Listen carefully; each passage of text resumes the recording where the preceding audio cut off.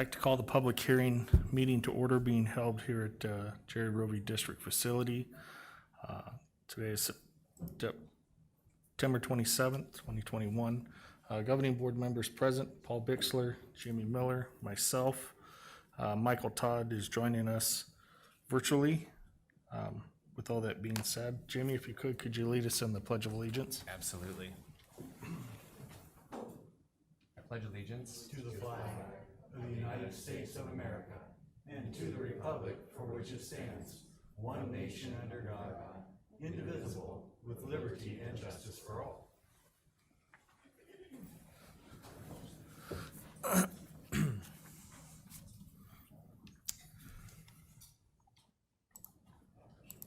Update on the district override expenditures for fiscal year 2020 through 2021.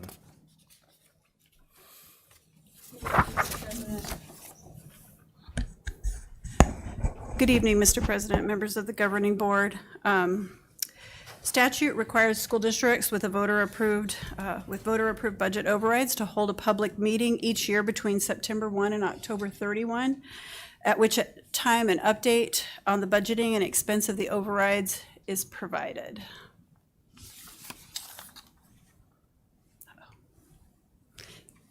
Can you forward me the slide? Can you just forward it, please? Thank you. That same statute, again. Thank you. Doesn't seem to be, might need a battery or something. Is that ready? Goodness gracious, sorry. That same statute allows a district to increase its budget by up to an additional 15% of its revenue control limit if the voters of the district approve by election. The voter authorization is given for up to 7 years. If the actual percentage increase remains constant, except during the next to the last year when the percentage starts to phase down 1/3 per year until it is exhausted. A district can avoid the phase down by passing another election. In November of 2016, the voters authorized the Liberty District for a 10% maintenance and operations override. The district is currently in year 5 of that authorization. The board has called for an election on November 2nd. If that election passes, the district will continue with the 10% authorization.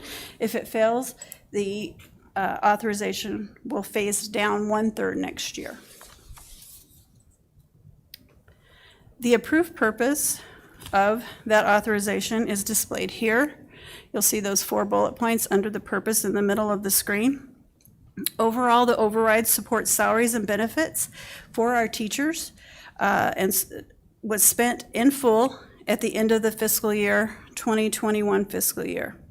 Of importance to note, 100% of the monies were spent for the voter-approved purpose. These next few slides are representative of the breakdown of each of those individual items or purposes. So despite the COVID closures and testing waivers, et cetera, work was done throughout the year to support increased student achievement. Stipends were provided for instructional coaches. Instructional coaching was provided throughout the year to enhance student learning and increase student achievement. The district continued to maintain class sizes less than the baseline ratio. Including the override, or included in the override, the ratio was an average of 25-1 district-wide. Without the override, the district ratio would have been 28-1. The override funded 16 regular education classroom teachers. The override continued to fund 100% of our music, art, and physical education teachers. There were 19 specialist positions funded from the override. The district continued to work to provide competitive salaries for teachers. As presented here, salaries continue to increase year over year. Overall, the average teacher salary for FY 2021 was $47,990. For fiscal year 21-22, the override approved purpose remains the same as was last year per that voter authorization in November of 2016. We have budgeted $2,101,491. And overall, it's important to note, again, I will reiterate that 100% of the monies received for the override were spent on the voter authorized purpose. And if anyone has any questions, I would be happy to answer them. Is there any questions from the public?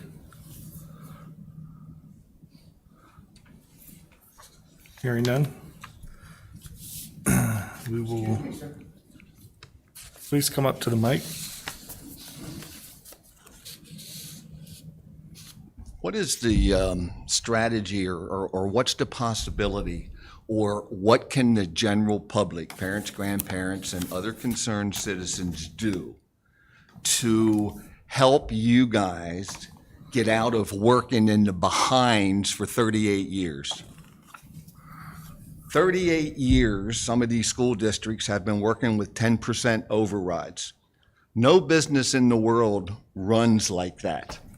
There's got to be a better answer than you guys begging for money every so many years to run a budget that you're 10% behind on. What can we do? Is it the legislature? Would you guys all be willing to go to the legislature if we put a meeting together and ask them what's up? Give us the money we need and get us out of this working in the hole. Would that not be fair? So this is a public hearing, and this is the public wanting to know what the public's role can be in helping this school district continue to be to discontinue the underfunding of public education for this school district. So as far as I'm concerned, this is well within the parameters of this particular subject. So Dr. Schuff, Ms. Basinger? I would respond that you are correct that with overall the concept of education being underfunded, this community supported additional funding for the school district for the purposes stated in the override, and has continued to support that since that time. And to your point, if state education funding was to be increased to the portion that school districts across the state no longer needed to do this, and that is why the state approved an override and or bonding purpose, was to give local communities the authority to provide additional funding. So I think your point is well taken. If there is something where this community, perhaps combined with other communities, were to address that in some way with the legislature, we would be supportive of that. Okay. Thank you. Ms. Basinger, did you want to add anything to that, or did that? You've been here a long time, so you've seen this. That really sums it up. And I think in our presentations that we presented factual statements out to the public, we talked to that as far as how the status of how the public funding in Arizona compared to other states across the nation. So we are ranked in the range of 46 to 49th on a continuous basis compared to the per pupil spending in other states. The issue or the problem that I see is the Estrella Conservative Republican Club, right here in your backyard. We have had Miss Lori to 3 of our meetings, and Miss Lori did a wonderful job in explaining bonds, overrides, how they work, and why they work, okay? Then the pamphlet comes out, and for some reason, this pamphlet continues to include a diagram saying that a house worth $176,000. Come on, folks. That's a lie. You can't buy a house in Australia for $176,000. Why don't you put the correct number in there? All right? You should be showing them a difference in the money on a house based on $250,000. Okay? So even though you did such a great job coming and explaining, the parents aren't buying. They don't believe that those numbers in that book and some of the information in that book is correct. Now, this is not the club's fault. It's definitely not my fault. all right? Somebody's not telling the truth somewhere, and the parents caught wind of that, okay? So let me respond. Regarding that, that is based on the assessed valuation, which is different from the property value from when you would buy or sell a home. Yes, So those are ma'am. two different things. So if you look at your property tax records, it is the average assessed valuation of the entire district. And that number isn't created or produced by the school district. That is directly provided to us of what the average assessed valuation is, which is much less. You are actually assessed your property taxes on much less than what it actually is valued at for sale. Yep, I agree. So that's, you know, that's the answer. Okay, but would it be illegal to change the number?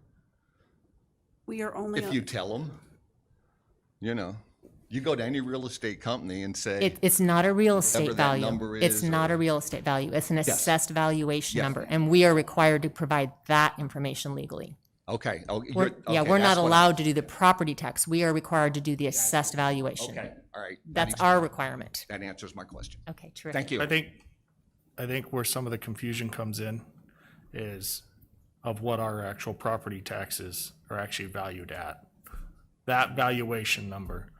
And I think that, and this is just my own opinion, is that that is a very confusing valuation. Because I do agree with you, sir, that it is. It is, we wonder, right?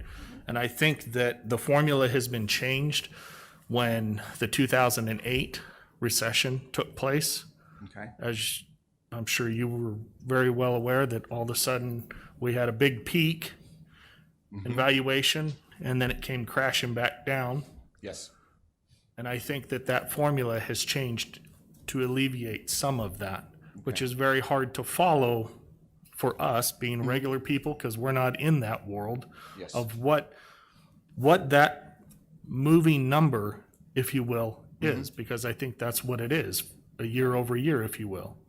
And I do agree with you that it can be confusing. Yeah. But just to be clear, that what's in the pamphlet is strictly off of that valued number. okay, So, for example, if the average house was 225,000 within the district, the number that you're seeing in the pamphlet is only at the 176 Right. of what is in there. Yes. The district cannot charge or go after anything more okay. than that. And again, that number comes directly from the county assessor. Right, Mm-hmm. It has nothing to do with the school district. yes, sir. I would add just a couple points to that.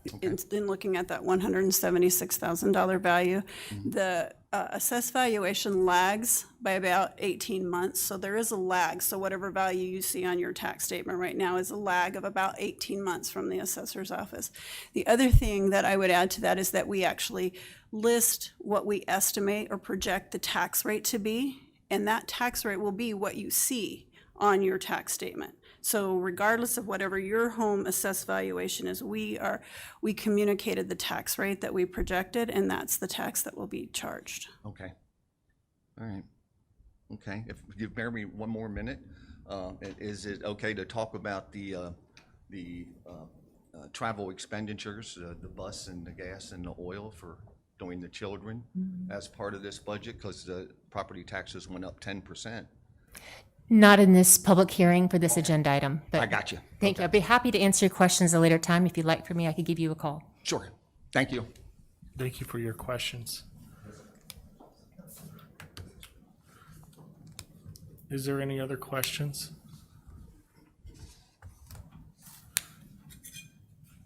Hearing none, we'll move on to item 1.4, update on capital improvements financed through bonds and district additional assistance.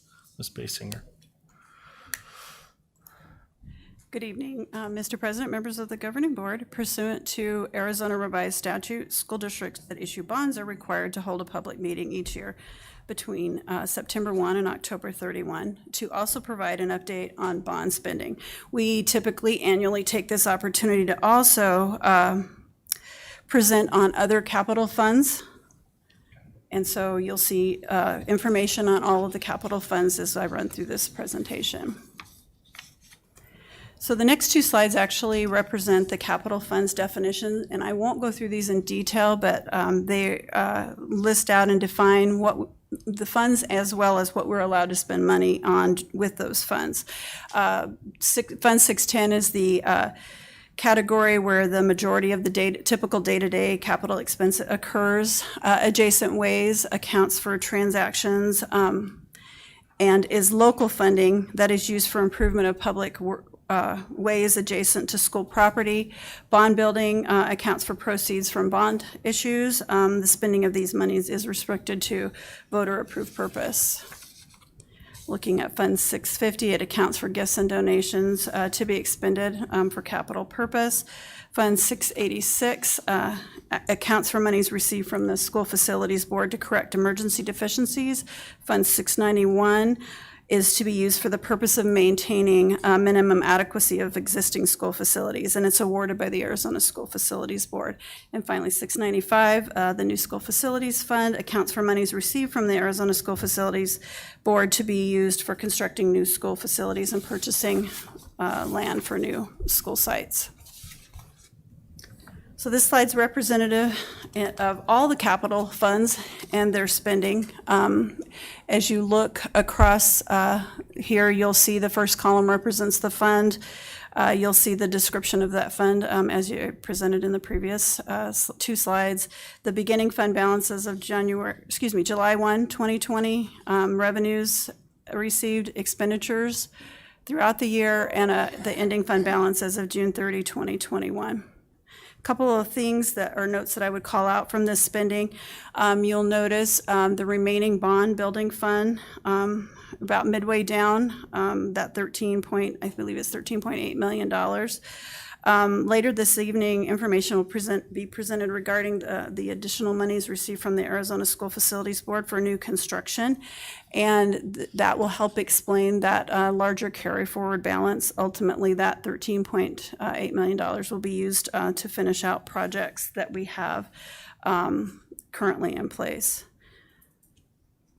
There is also, I would point out, in the last two lines, there is a negative balance in both the 691 fund and the 695 new school construction fund, and there is a receivable to account for both of those that's already posted in this fiscal year.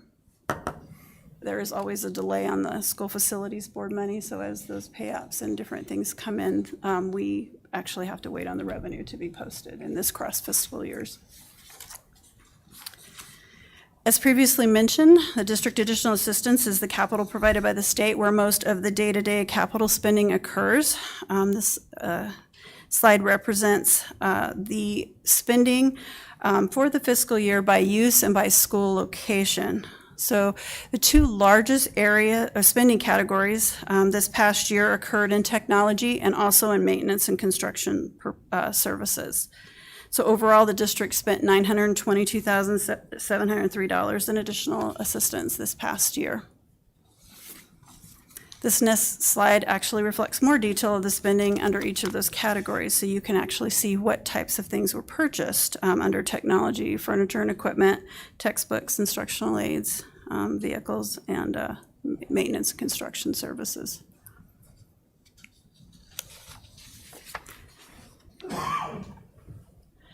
Spending for the adjacent ways was primarily for the Liberty Rebuild project. There is still spending that will occur on that project, but for this fiscal year, this was the amount spent. Related specifically to the bond expenditures, this slide is a bit busy, but we wanted to include all of the information for you to be able to see this. As you look through the columns that you see here, there's a description of the actual voter-approved or authorized purposes that are listed on the far left. You'll see what the planned spending, the actuals, any encumbered, and at the end of the year, there was nothing encumbered. And the variance is the difference between those. And so as of June 30th, the district has spent $17,021,772 in proceeds. And this is combined from the beginning, the very first sale that we received in 1920, 2021. So this actually includes the balances, the cumulative balances through year-end June 30, 2021.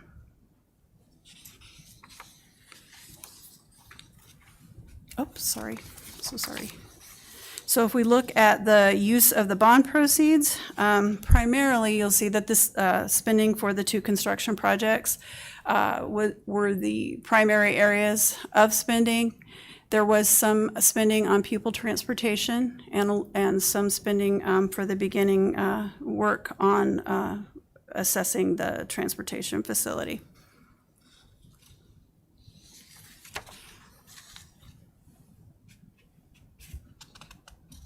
This slide reflects more detail by school and location, as we actually get to spend more than on just construction, because the majority of the bond has been spent on those construction projects, primarily for the first part.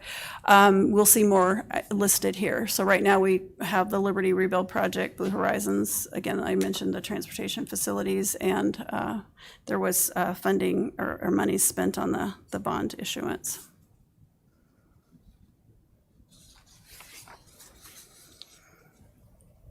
So another fund that we have available to us we have 2 funds available to us from the Arizona School Facilities Board. Building renewal grants is one. The district applied for and received building renewal grant funds this past year, totaling $522,022. The largest spending of those monies that we were awarded for was on the Liberty on-site fire systems upgrade. But it's also important to note that we actually received funding to replace 12 HVAC units. So I thought that was important, because gradually, even though the SFB only funds based when a unit fails, we're gradually replacing them as they fail, so that we're able to receive that additional funding to support the district capital budget. So.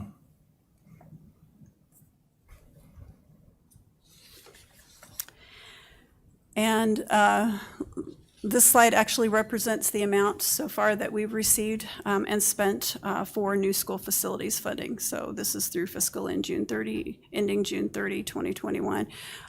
That number matches the amount that you saw on the previous slide and it was all spent on the Blue Horizons. We were for the new school construction at Blue Horizons Elementary School.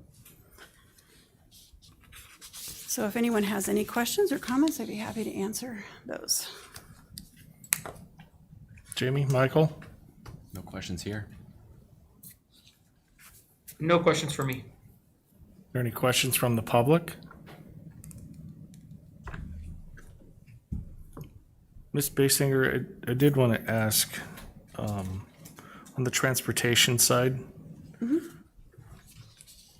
I know that it's been discussed previously, but we're going to start seeing some purchases of new transportation at this point, I'm assuming. I know we've done, I think, is it one bus, So right? far, yeah, as far as like transportation Yes, vehicles. that's yes. what I mean. Yes, ma'am. Yes, the transportation facility, as bonding capacity allows, we'll continue to work on that. Okay, so that's where we're kind of, if I'm not mistaken, we're starting to transition into a period of, if you will, we're coming out of the construction spending mode, if you will, and moving into some of those other items that the public thought was important. Sorry. I'll talk to that a little bit later, but yes, we will be recouping some of those monies and be able to start to see some of that additional spending this year. Okay.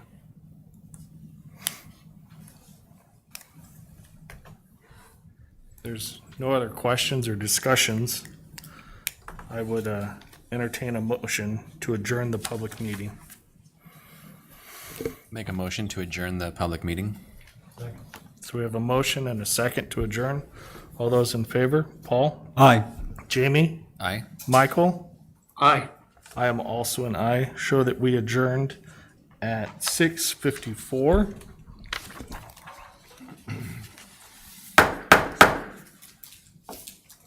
I'd like to go ahead and call the regular board meeting to order at 6:54. We've done introductions and we've also done the Pledge of Allegiance. With that, It is recommended the governing board approve the regular agenda form consistent with board policy BEDB and temporarily suspend governing board policy with which this agenda may be inconsistent. I'll make a motion to approve the regular agenda form consistent with board policy BEDB and temporarily suspend governing board policy with which this agenda may be inconsistent. I second. So we have a motion and a second to approve. All those in favor? Paul? Aye. Jamie? Aye. Michael? Aye. I am also an aye, show that it approved unanimously. Governing board updates. Anyone have anything? Yeah, it's been a kind of a busy couple of weeks for me. I have really enjoyed being more out into the district and seeing a few things. The first was I was got to watch the Thunder on the east side. I was at the Estrella and West Star volleyball game, and it was terrific. It was amazing, and I just wanted to really compliment the coaching on both of the schools that were there. That the fundamental basic skills that I saw being displayed by the athletes was impressive. So I thought it was worth comment that kudos out to the coaches of the two teams I did watch and have a chance to see how they played and stayed in the hunt, and it was wonderful. Those coaches doing a wonderful job, and I think they should keep that up. That's really good. I also had an opportunity to spend some time with the had gone to the fifth grade Estrella Mountain presentation of the Star Show, and it was really, really good. The fifth graders that were involved really got into it, and their skills were really good. I highly recommend that to anybody else. Start spending some more time on those campuses and see all the really neat things our kids and our teachers are doing. It is spectacular. It's been a fun 2 weeks. Jamie? Well, I've had a less busy 2 weeks, so I don't have anything to report today. Michael? I would just like to thank Paul for picking up the slack for me as well. I've unfortunately had a little bit of travel time for my regular job, so it's been a rough 2 weeks. But I did want to thank the owner over at Oasis Bagels, Jerry Hassman. He's provided a platform for some volunteers to come out to support, get out some information about the override election. And it's just great when we have local community members and businesses that recognize that he's got a great story to tell with his children who have come up through the Liberty School District. He's a big supporter, and just want to thank him. And I'm sure there's some other businesses out there that I'm just not aware of. But to everybody that's taken a part, it's really great. And other than that, I don't have anything else.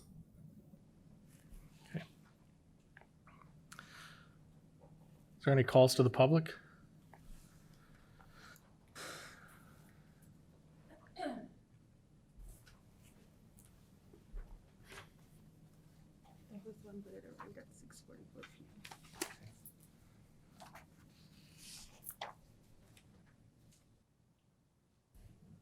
Brendan McAvoy. And as you'll see, should be on the screen your countdown. Oh, you got it on the screen? Okay, great. Yes, sir. Well, good evening, Dr. Sheff and members of the school board. You're in for a real treat tonight because I'm not coming with the staff of Moses with any kind of craziness like that or with any ad hominem attacks, by half-baked recall efforts. I'm merely a parent who has noticed perhaps an unintentional injustice of the COVID-19 policy. So I'm hoping you'll see my point of view and consider revising or getting my son back to the classroom. I have 3 sons that attend Estrella Mountain. My oldest is an 8th grader who is fully vaccinated against COVID-19. We learned on Monday that he had close contact with a student with a positive case. He was showing no symptoms, but we followed CDC guidelines, which state people who are fully vaccinated, this is a quote from their site, people who are fully vaccinated do not need to quarantine after contact with someone who has COVID-19 unless they have symptoms. My son didn't. However, fully vaccinated people should get tested 3 to 5 days after their exposure, even if they don't have symptoms, and wear a mask in public for 14 days following the exposure or until their test result is negative. So my son being fully vaccinated, we still got him tested 3 days later. We have 2 sons that are too young to be vaccinated, and they have RSV, so we are very concerned about their well-being. And everyone got tested, and he was positive while all of us were negative. We isolated him immediately, and we informed the school of his test. On Sunday, we gave him an at-home test, and it was negative.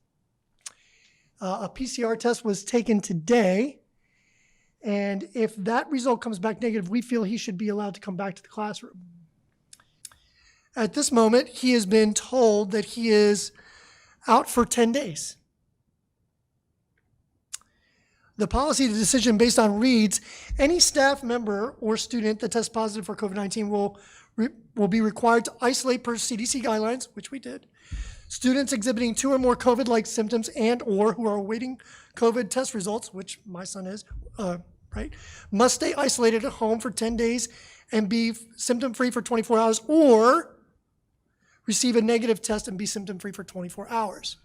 He will have 2, if this test is negative, 2 negative tests in 24 hours and had no symptoms even since the moment he was in contact. My son meets the second pair of his second pair of conditions if his test results come back negative. He has been asymptomatic all along. Had we not reported his condition to the school, we could just send him back, but we did the right thing because we thought other students could be exposed, and now we're feeling the full weight of the policy's consequence, which fails to consider that fully vaccinated people tend to defeat the virus faster. Thank you, Mr. McAvoy. Thank you, Mr. McAvoy.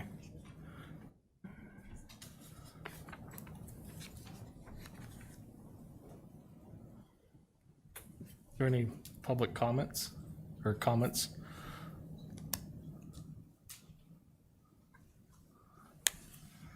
Okay.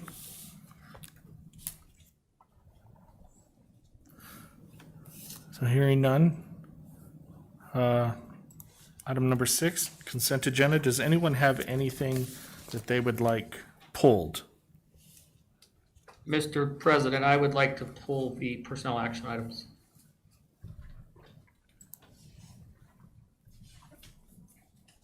I'm sorry, Michael, I didn't, what, you wanted to pull what item number? 6.5. Okay. Anyone else?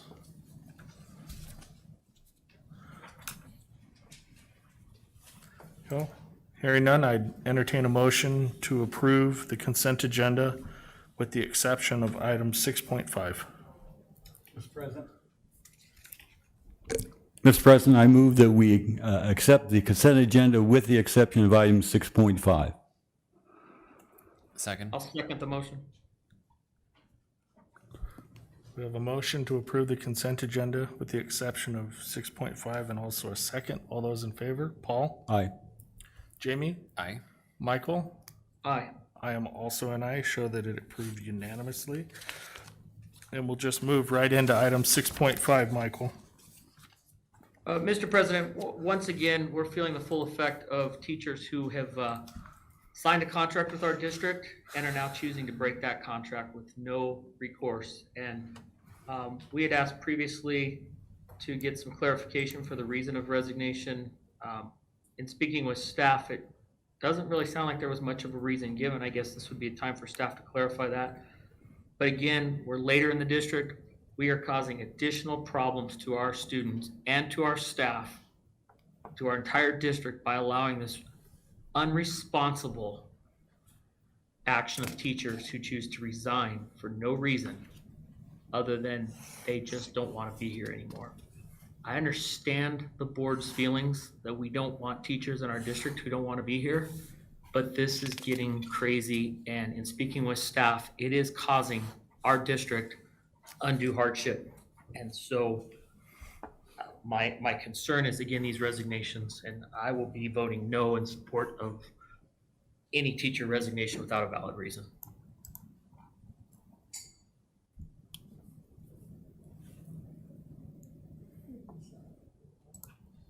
Any other questions?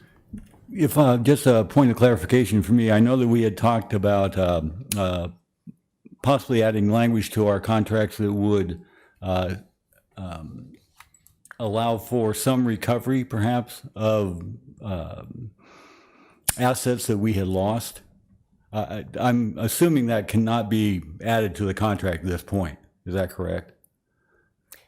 That is correct. For future, it's on a future agenda item in this board meeting, but that is correct. Yeah, I agree with Michael on this one, that it is becoming something that I think we need to look at. Mr. Chairman, if I may, I'm a little bothered by the fact that a staff member can break a contract, but we have no ability. So I would agree with Ms. Bixler that maybe we need to look at breaking those contracts back and putting this back into this. And we can discuss this later. I think it's coming up under liquidated damages, but this is becoming a circus and a complete showcase of irresponsible people who are putting a very black eye for our school district and for our students. And this is having a tremendous impact on student education, on staffing, on increased stress levels of our staff who are already short as they're trying to cover. It's costing our district money, and we have to put an end to this. I personally feel there's no better time than now for this board to stand up and deny this resignation and not allow it to happen. So with that being said, I'd entertain a motion to approve item, which one is it? I'm sorry. 6.5. I apologize. So what happens though if we decide not to approve this? Are we just, that teacher's just not allowing to be resigned, or is it we're taking it up with ADE for consequences? What does that look like? The employee would be notified that the resignation was not approved, be told they're expected to return to work. If they so chose to not to return to work, then it's job abandonment, further cause for unprofessional conduct, and continuation with notification to the certification unit. And then just for So that, just to clarify, that is submitted because they break the contract, so no matter what, that part happens. So the part that happens next is then we have to allow the time for them to still be employed, give them an opportunity to return to work or choose not to return to work, but the outcome is the same. So I don't want to get off topic here. The only thing that we're discussing is whether to approve a personal action item or not to approve a personal action item. I believe that later on in the meeting, there will be opportunity for a robust discussion on certain items. Mr. Chairman, I think it's well within the purview of the board to ask questions of the result of their vote for clarification. So with that, I think you called for a motion. I'd make a motion that we approve 6.5 with the exception of the resignation of Crystal Mink, who is a certified teacher at Las Brisas Academy.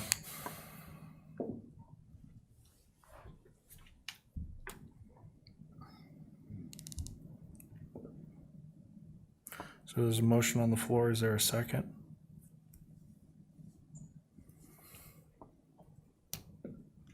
I'll second. There's a motion on the floor to approve item 6.5 with the exception of the certified teacher resignation. Is there any other questions?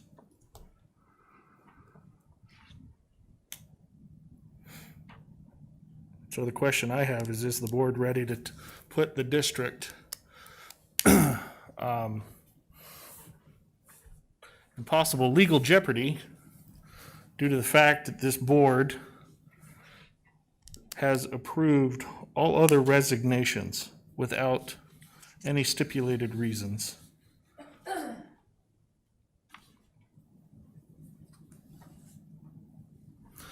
So with that, again, there is a motion on the floor. There's a second. All those in favor? Paul? I can't hear you. No. Jamie? Aye. Aye. Michael? Aye. All those opposed? Paul? Nay. I am also an A. Show that the motion did not carry. We are still on item 6.5. Approval of personal action items. Mr. President, I move that we approve item 6.5. Is there a second? I will second. So there's a motion to approve item 6.5. There's also a second. All those in favor? Paul? Aye. Jamie? Aye. Michael? Nay. I am an I. All those opposed? Michael? I'm a nay. Show that it approved 3-1. Item 7.1, discussion and consideration to approve revised Liberty Elementary School District strategic plan.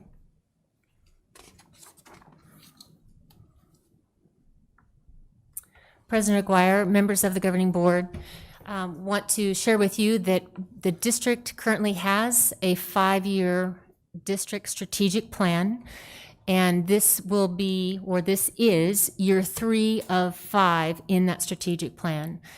Because our governing board is new and overall from the people who originated it, I thought it would provide a little bit of background to start it, but not a great deal in depth. So you can tell me how much more in depth you would like to go. So I just will take your direction.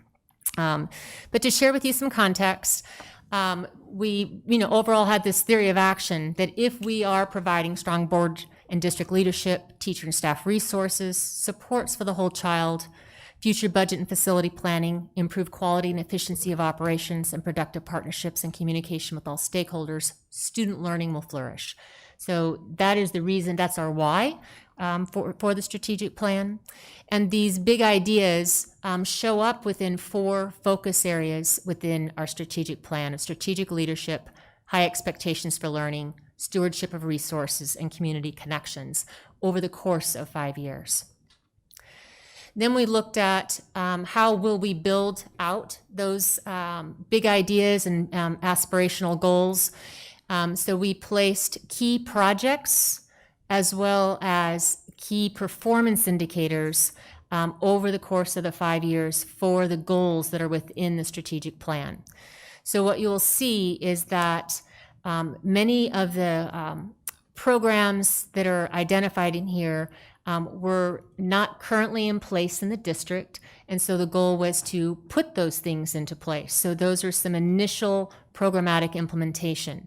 Examples of that might be the evaluation systems. The district had evaluation systems, and these would be revised and updated evaluation systems, for example, with rubrics and more specific information to employees. Or another example of that would be implementing curriculum and assessment projects. So those are things that the district needed to accomplish. And then after that, you'll see in the more specific plan later, you'll see paired with them some key performance indicators that really provide these benchmarks of, well, how well are we doing? So an example of that would be with customer service and responsiveness of our service to the district in terms of, say, maintenance or technology. How fast are we turning over those work agreements to provide the conditions for success in the district? So that's an example of a key performance indicator. So some of these things, they start out small, and then over time, they, I'll use the analogy again, they flourish. And we are cultivating curious, confident problem solvers prepared for tomorrow. So not only are we growing our students, we're also growing the systems and the services within the organization. So this is an example of a goal that you will see in the plan around developing math and ELA curriculum and also the assessments that are paired with them. So starting off in the first year, we had to start at the very beginning. We're selecting what are the essential standards versus the non-essential standards or the supportive ones. We had to pace those within trimesters, and then we built pre and post assessments around that phase 1. That was very preliminary. And then in the next year, we added, and you can see I'm not going to read through all of these pieces, but the idea is where we started with nothing in terms of where we were at with this curriculum that was written and viable for all.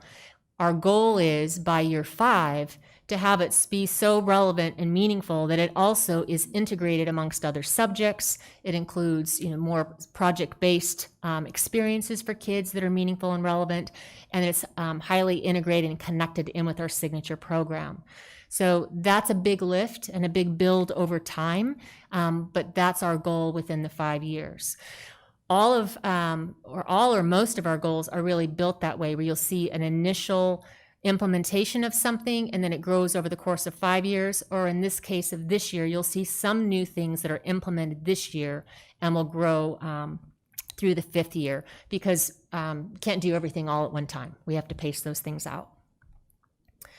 So here are the things that you can expect to see in the year 3 strategic plan initiatives. Kind of categorize those, I took them out of their focus areas just so you can see them maybe organized in a different way. Some key things around instruction. Our principals are really focusing and targeting lesson planning for success with our children. We've built curriculum, so now we're really working on the alignment to the curriculum. And then some of those multi-tier supports, looking at tier 1, which is just very, very effective instruction the first time children receive it. And then tier 2, then when students need additional support to be successful and demonstrate mastery, then how do we provide those targeted interventions to meet student needs? Our professional development has continued to be a focus. And you can see here some of the pieces there. This year, beginning to even stronger focus on teacher leadership. Not that we weren't doing some of those things in prior years, we're just being even more intentional with that. Leadership, you've heard some conversations in just a couple of weeks ago about succession planning. Growth planning will still be an ongoing focus for us. And program evaluation, probably one of the bigger or heavier lifts for us to do. Our district didn't have program evaluation in place, so we're working on key programs we've identified this year and how we will start with a fidelity of implementation, and then in year 4 and 5 and even beyond, working towards 1-year and 3-year program evaluation. And then another couple examples from the whole child support, implementing restorative practices, which really is speaking to when children do get in trouble and have consequences, how do we restore those relationships and bring them back into the classroom so they know they're accepted and they have their fresh start to try again and do well. The social emotional learning skills, which we talked about this prior board meeting, how to give children the skills they need for success, both academically and behaviorally. So that's kind of a big umbrella, if you will, of the kinds of things that are targeted currently in year 3. So, and then how we'll go forward in next steps.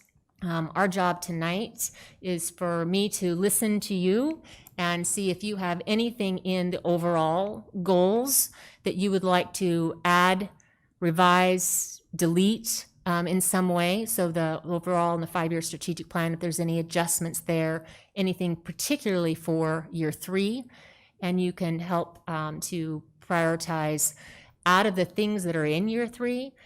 You can provide me with some feedback of the things that are most important to you that you think will make the most difference for advancing our district forward.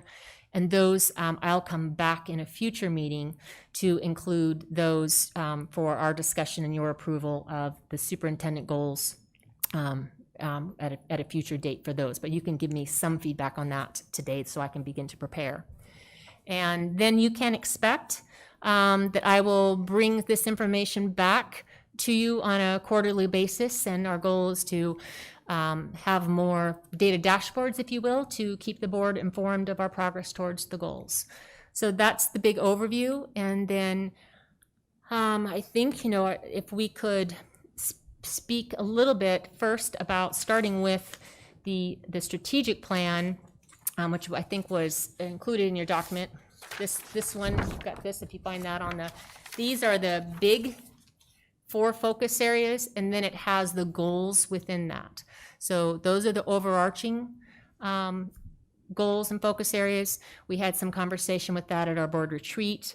And, just first question, is there anything else that you would want to add, change, or in some way to the overarching plan? Paul? I did have a real interest in having this on the agenda, so I appreciate you bringing that forward. My interest is more focused on making sure that we are providing as much support and assistance we can as far as student performance. That's the area I have the greatest interest in. You answered one of my questions just now. I did wonder how we were going to be aware of the progress that's being made, and quarterly reports works well for me. That sounds great. So, yeah, I think that's a great idea. I did notice there were a few things on here that had a start date that has already passed. Now, because it does appear within the 3-year plan, or the third year of the 3 years, is that simply, the start date is simply an indication of that is a general statement, or is the start date intended to be fairly hard and fast? What you're looking at is a real more detailed plan that administration uses for start and end, and how we pace out all these projects amongst departments.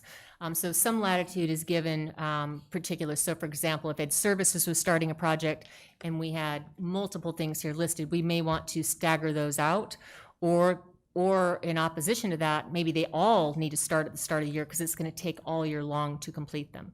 So what you are looking at, considering that this is September, and this strategic plan year 3 started July 1. So some of those things have already happened, and they have already been completed this year. So we were still working from an approved strategic plan by the governing board. Okay. So we try to get after it. And the other question I had was about some of the language within the strategic plan does lend itself more to kind of a checklist thing, where it's been completed. And that's kind of the language that is throughout this plan. And I think we may be a little early, but at some point we need to start moving towards a more continuing kind of language to support, to increase, to those kinds of action words. I'm assuming when we sit down to take another hard look at the next strategic plan, that's when that language would probably be most appropriate to be added? Yes, and we can also make those kinds of revisions now if that's the wish of the board. So if you look at it, there is some color coding. So wherever you see yellow, those are all key performance indicators. So those will have measures. That will be an increase, positive survey response by this amount. It'll be increased student achievement by this amount. Maintain or increase our vacancy fill rates, so those are actual measures versus the ones that say either produce or implement a particular project. So they're labeled by either project or key performance, KPI, key performance indicator. So that lets you know how many of them are projects versus how many of them are KPIs. Okay. Thank you. And you also can prioritize which ones for the superintendent. If you would like to prioritize more of those versus projects, if you will, that's also an option of the board of how you prioritize those for me. Okay, thanks. You're welcome. Jamie? For me, the strategic plan is good as it is. I don't think I would add anything to it. I just think that this past year has been a distraction to that. And I feel like now it's settling down and we can kind of regroup and focus on this again. So that's my input towards the strategic plan. Is I'm fine with the way it is. Let's just start focusing on that as a board. Michael? Mr. President, I would concur with the statements of Ms. Pixler and Mr. Miller. There are a couple things that we have now that I'd just like to see fast-tracked. One of them is developing an annual marketing plan.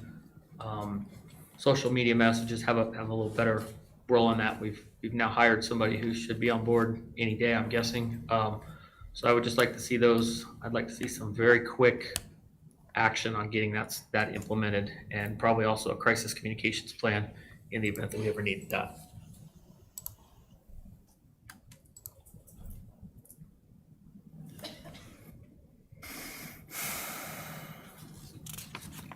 I have nothing to add. Out of, would you like to take the time this evening to prioritize some of the ones that you would like for me to bring back for superintendent goals? Or would you like to discuss that in the next agenda? To support some thinking in that, I simply put an X next to some that I thought could be of higher priority of consideration from the superintendent's point of view. But really, this is a board recommendation of which ones you'd like to see me bring back, or to determine how many of that. So it's up to you if you would like to discuss it during this meeting, or if you'd like to wait till I bring it back. Mark, for me, I would like to spend a little bit more time getting in the middle of this. So I don't feel prepared to give any kind of input as to what I think needs to accelerate or anything that needs to be changed as far as specific on this. I would like to see it reappear as another agenda item. Same on the agenda item, and I would really like to hear from you because you're living in this, and we're not. So I'd like to hear what you have to say about the topics and what priority they're all in. Michael?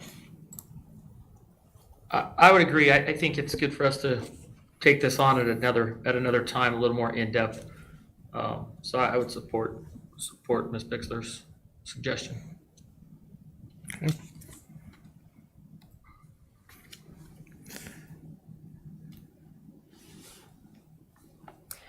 So I'm not hearing any changes.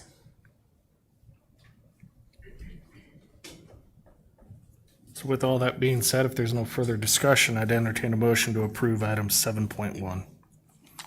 I'll make a motion to approve the revised Liberty Elementary School District Strategic Plan. I second. So I have a motion to approve in a second.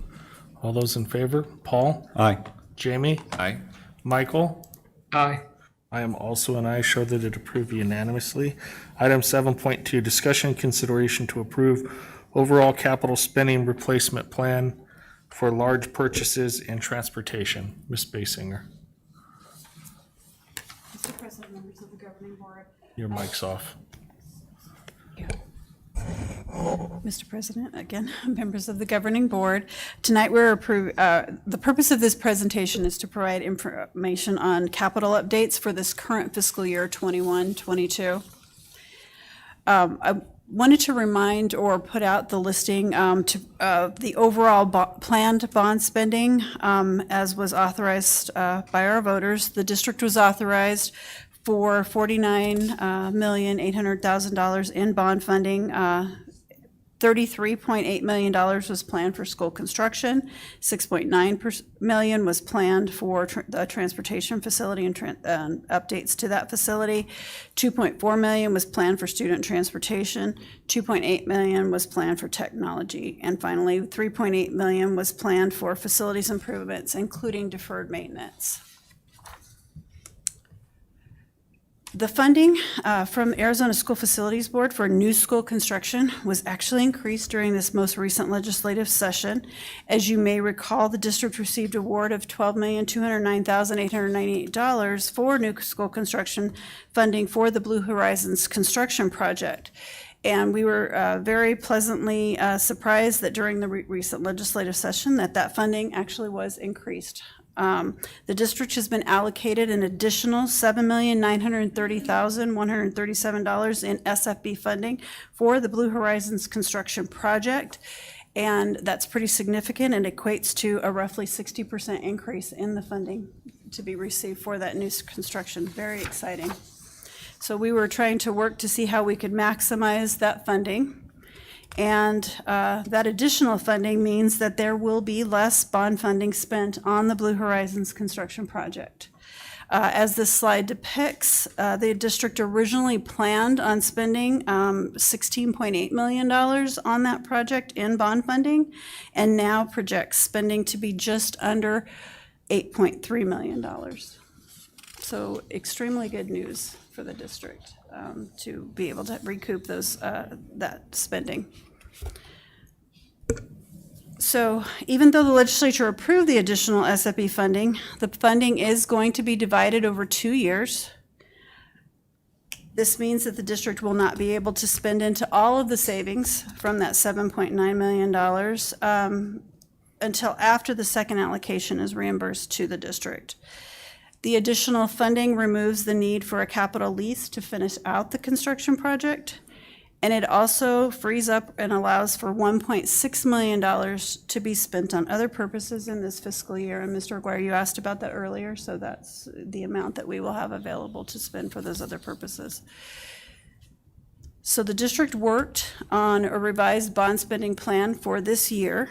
It is very important to note that we basically went through the bond plan spending and looked for things coming up in the future for that bond plan spending and moved that to sooner. So we moved that to this year, whereas we had minimal monies being planned to spend out of this year.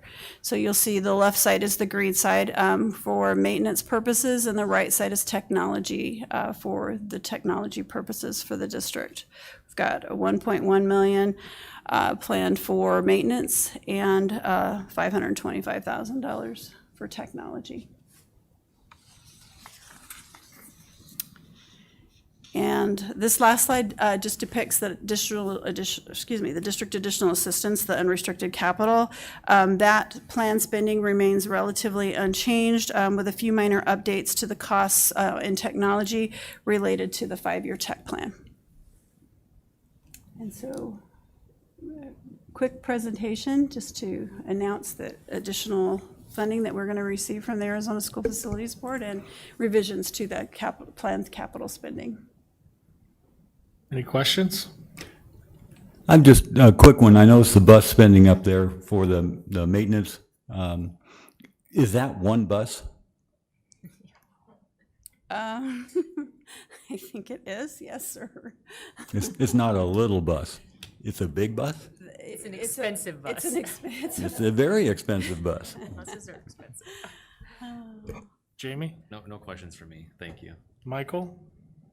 I just have a question, and it's a term I haven't heard, but on the last slide, it for technology says a fluke tool for $35,000. I'm not familiar with that term. I'm just curious what that is.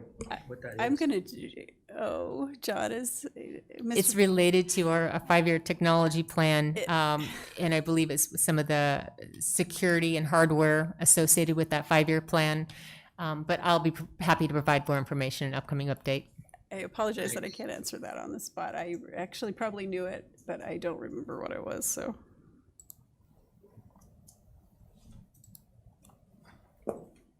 So there's one thing that I think really truly does need to be pointed out, is that when we went out for a bond, there's a lot of debate on fiscal responsibility and things of that nature. And there's always a lot of questions in the public because it gets very confusing as to why.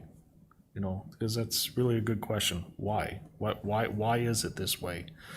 And I think that one thing that I hope that for those here, for board members, for those watching, of the SFB, School Facilities Board, is responsible for new school building. And I think what it shows is that for as much criticism as they've received in the past, and that it's my opinion in this particular instance, and maybe I'm being a little bit biased because it affected our kids and our community, is that they stepped up to the plate. That's additional money that the community, us, will not have to come out of pocket with for this particular school, that there's other needs within the district that we're not getting help with. And in this particular instance, the school facilities board said, this is our responsibility, and that they have the funding, and this is what, happens. And I think, also with this capital improvement, what we're seeing here is that we're seeing our district grow, and as our district grows, it takes money. But that's a positive thing, because that means that the population's expanding, the economy is expanding, everything is expanding, nothing's contracting, everything just continues to expand and expand. And it's my opinion that's a very positive thing. But I just wanted to point that out, that, that as much grief as we give the legislature, if you will, that there was the one entity, the SFB, that, and it's my opinion that they stepped up to the plate and they helped this district, and they've helped us tremendously in the past too. So, Mr. Aguirre, may I also add that when the district went about, as you said, good stewardship of the resources, we had, I believe, over $70 million of need of deferred maintenance costs, because after 10 years of just not getting capital funding from the state at district additional assistance, which now has been restored this year, but it doesn't restore the past 10 years of deficit. So we had a long list of things that needed to be replaced, and restored around the district, including the transportation buses, the fleet being old. So that list is still being employed to use for these additional funds. Our voter-approved pamphlet stated this intended uses, which were for school construction, transportation. So those things that were stated in the voter-approved pamphlet are still what are being spent on it. What it just enables us to do is to do a little bit more towards that $70 million deficit with, a less than $50 million bond. So that $20 million shortfall, we're able to just eke a little farther into those needs for the district. So we're very grateful, as you said, Mr. Guire. Mr. Moreno, there was a question brought up as to what a fluke tool is.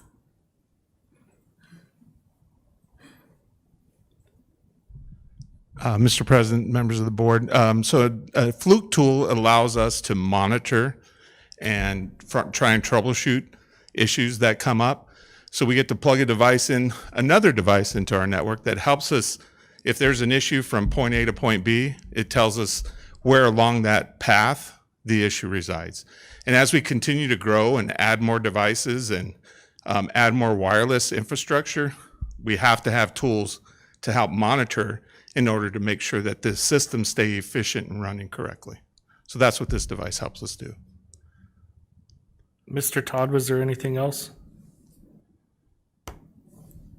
No, I think that's it. I just want to point out one thing, and I think it was pointed out, but I want to drive this home really hard as we're moving towards an override election. A few times we've talked about being gracious that the state has increased some funding. I still want to make everybody aware we're still at the very bottom, maybe one or two above the bottom, but nonetheless, we're still at the bottom for funding. So the increase is great. Unfortunately, to our, use the term loosely, friends at the legislature, that's a little too little and a little too late. So it's not really helping the issues of the budget that we face with funding and properly educating our kids. So just want to clarify that. We get excited when we get more money. Unfortunately, we're so far behind the 8 ball, that's just not enough to really help us fully. Is there any other questions or discussions on item 7.2? Hearing none, I'd entertain a motion to approve. Mr. President, I move that we approve item 7.2. I second.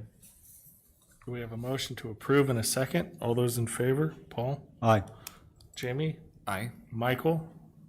Aye. I am also an aye. Show that it approved unanimously. Thank you. Item 7.3, Discussion and consideration liquidated damages for certified teacher contracts. Mr. Nuttall.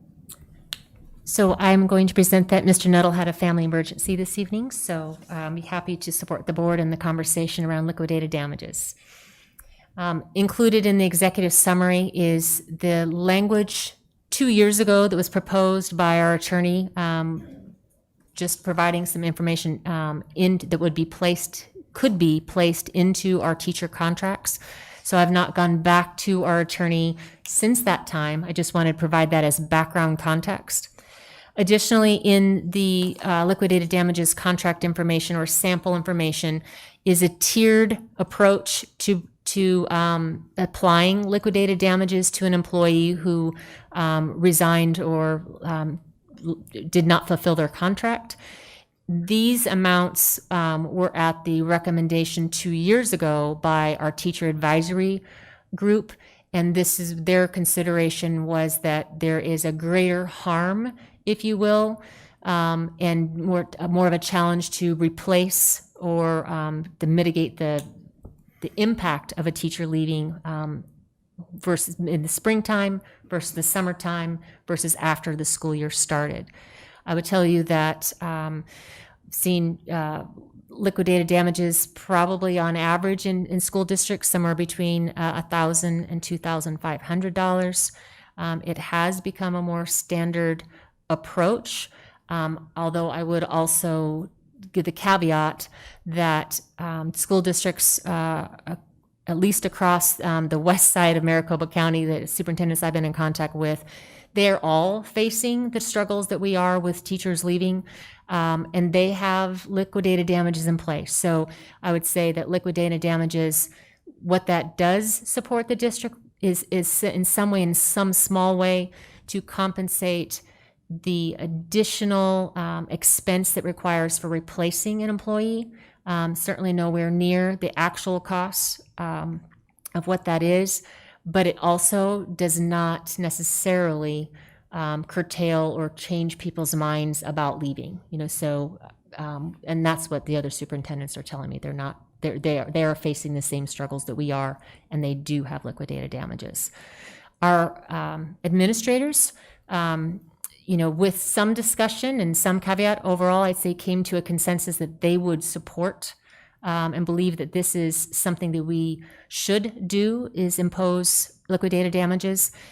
They are struggling to an exceedingly high degree of frustration and stress of having to fill these positions that are vacated.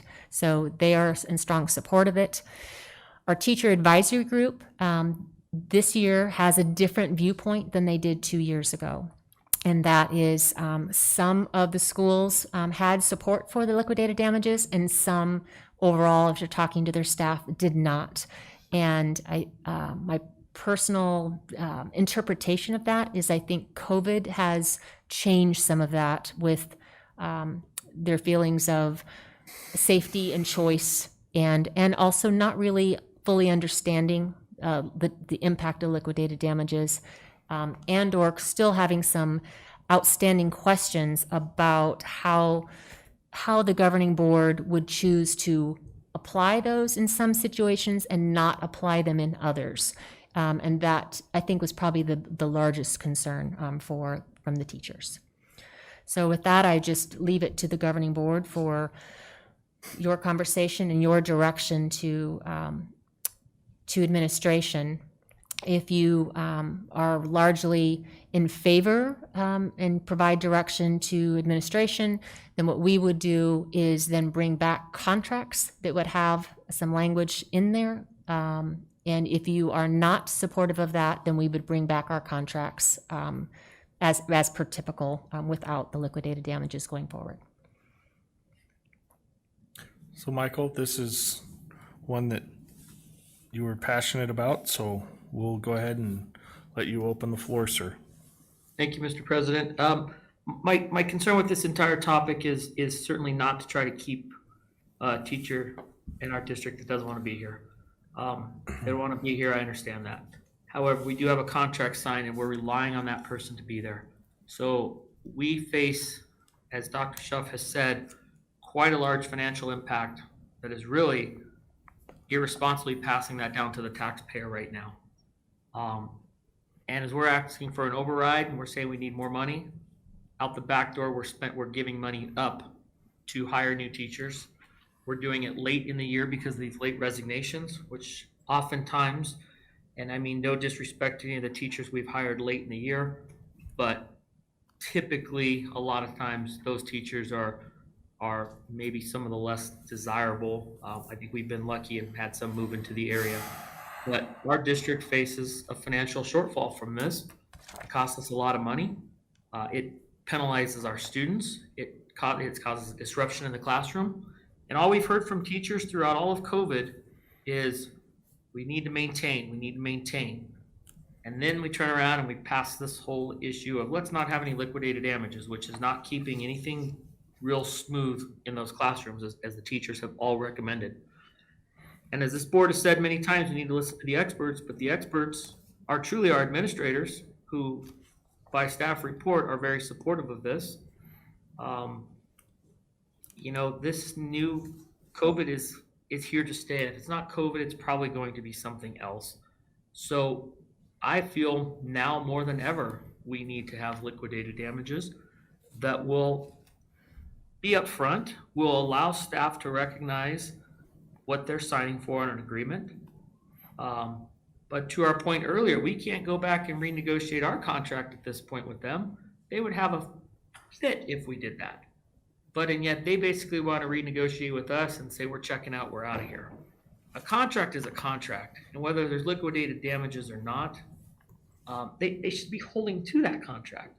But now the liquidated damages is not being presented to hold them to a place they don't want to be. I don't think anybody in our district wants to force somebody to be where they don't want to be. But we have to be stewards of taxpayers' money. And more importantly, we have to provide a stable education to our children. So those students, that is number one. That comes before any of us on the board. That comes before anybody in the room. That's job one for us.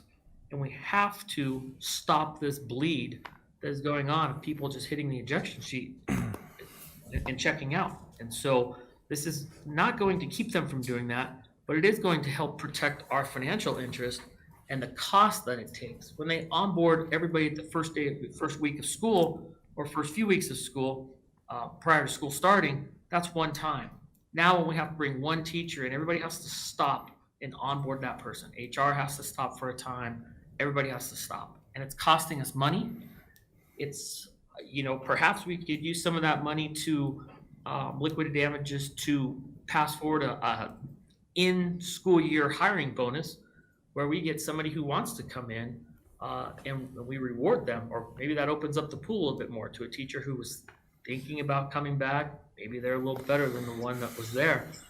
So there's different things we can do with the damages, liquidate damages, but at the end of the day, we have to protect the financial interests of our district, and it's costing us a fortune, and it's really disrupting the classrooms. So I think the numbers personally that were presented are probably a little low, given these are 2 years old. So I would think we could go 1,000, 1,500, probably 2,500 after August 1st, and move forward that way. But this is continuing to be an issue, and I think when it first started, I said this was a slippery slope. I heard tonight a fellow board member kind of say, this is, to paraphrase, this is becoming concerning, and I think we've got to stop this. Jamie, your thoughts? I have a lot of thoughts, but I'll make it concise. After the kids who, when a teacher leaves, that's the greatest impact. I'm understanding that the site admins, the principals and assistant principals are the ones who are most affected by when a teacher leaves. Is that correct? I would say it's Greatly. broader. It's broader than that. When this first came from our teacher advisory group, they brought it out of the concern of the impact on their colleagues. So if a teacher leaves, they then are providing the lesson plans to, fill that gap. They maybe are splitting classes until we're able to get somebody back in. So it is truly broader than them as well.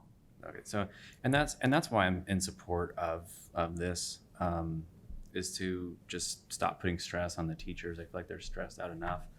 And to just have an open door where staff can leave. I get it. At the beginning when we started talking about this, I didn't want it to become a tyrant type of policy.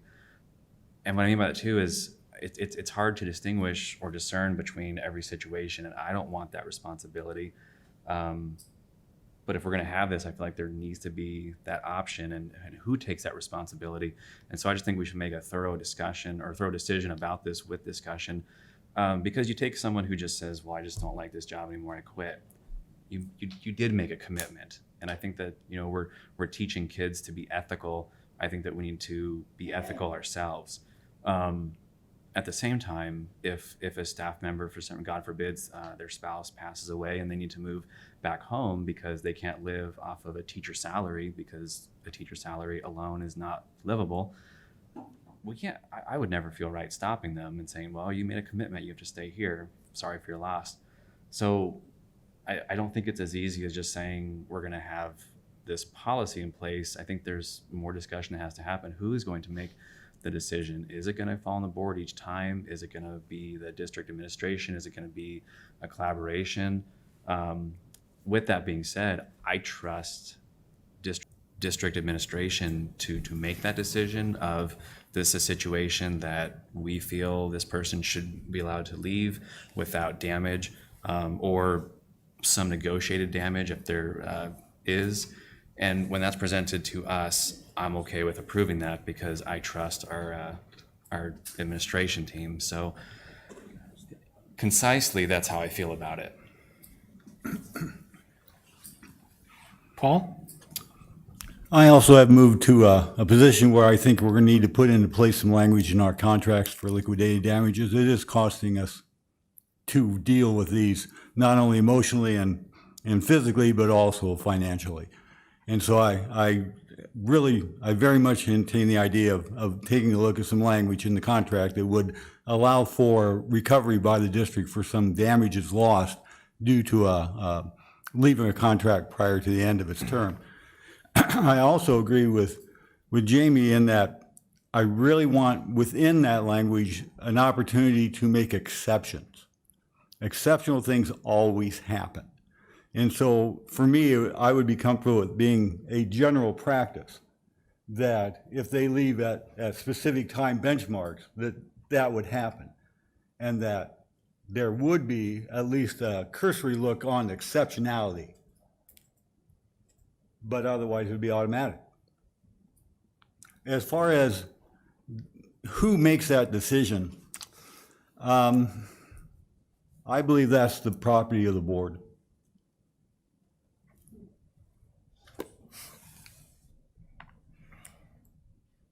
So I come at this from a whole different perspective. This has been a hot topic of the previous board twice. Both times the board decided that it was not going to take the position of liquidated damages. As you heard, Dr. Schuff said her colleagues that she talks to this about have said the same thing. This year is overwhelming that this is happening in other school districts. And she also stated that they have liquidated damages, and guess what? It ain't stopping. And it's not going to stop. And the reason why I say that, of my opinion, is that here in the great state of Arizona, we have taken public educators and we have put them on the guillotine block. That if they do not do exactly what we tell them to do, that's it. We are going to go after them. And mind you, not only that, but we are going to pay them a wage that is not consistent with other college degree fields. They are educating the future of this state, of this community, and as a state, we don't value that. We don't compensate them.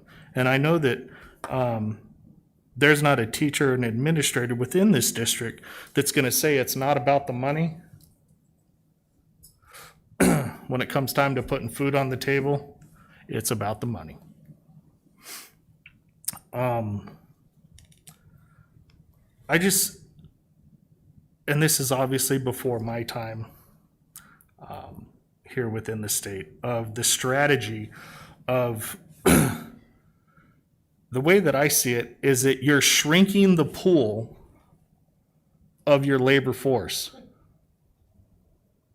by putting rules on them, when this is the only labor force that you're doing that to. There's a reason why people do not want to get into teaching. They're not valued. And that putting liquidated damage on them, in my opinion, shows that you're not valuing these individuals. You have to take the bad part of it with the good part. We're in an unprecedented time right now. Never before have we seen what's happened within this state, within the country. And I think that what's happening is a lot of people are they're reacting to things. People are frustrated, they're mad. Well, I share that sentiment too. But there's a reason why before the pandemic, the school had this district had a 92% retention rate. And I'd like to think that this is part of it. That we don't pay the most, but we value you. And to me, as someone out in the labor market, that means something. I don't know that you can put a monetary value on it, but it means something. And like Dr. Schuff just said, and even Mr. Todd said, that putting liquidated damage it's not going to stop this from happening. What's going to stop it from happening is to compensate these individuals, these professionals, properly, and to continue to show them how valued they are. And that when they do something that and when I say we, I'm not talking about as a board, I'm talking about as a whole district community, when they do something that we don't agree with, that we don't just pounce on these people,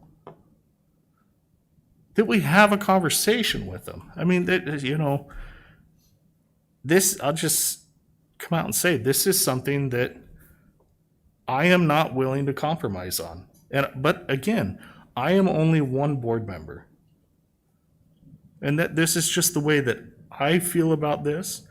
If this is something that the board wants to move forward with, then I stand with the board to bring it up to a full vote of hearing some of the other different things. But that's just the way that I feel about it. So I respect that, and I see where you're coming from. For me, the primary reason is to recoup. It's $2,000. At least we can recoup something. I don't know what it costs with HR and posting the job and the interview time for admin and all these things. But the obstacle, the deterrent is really secondary to keeping them. If they want to leave, I believe they'll leave.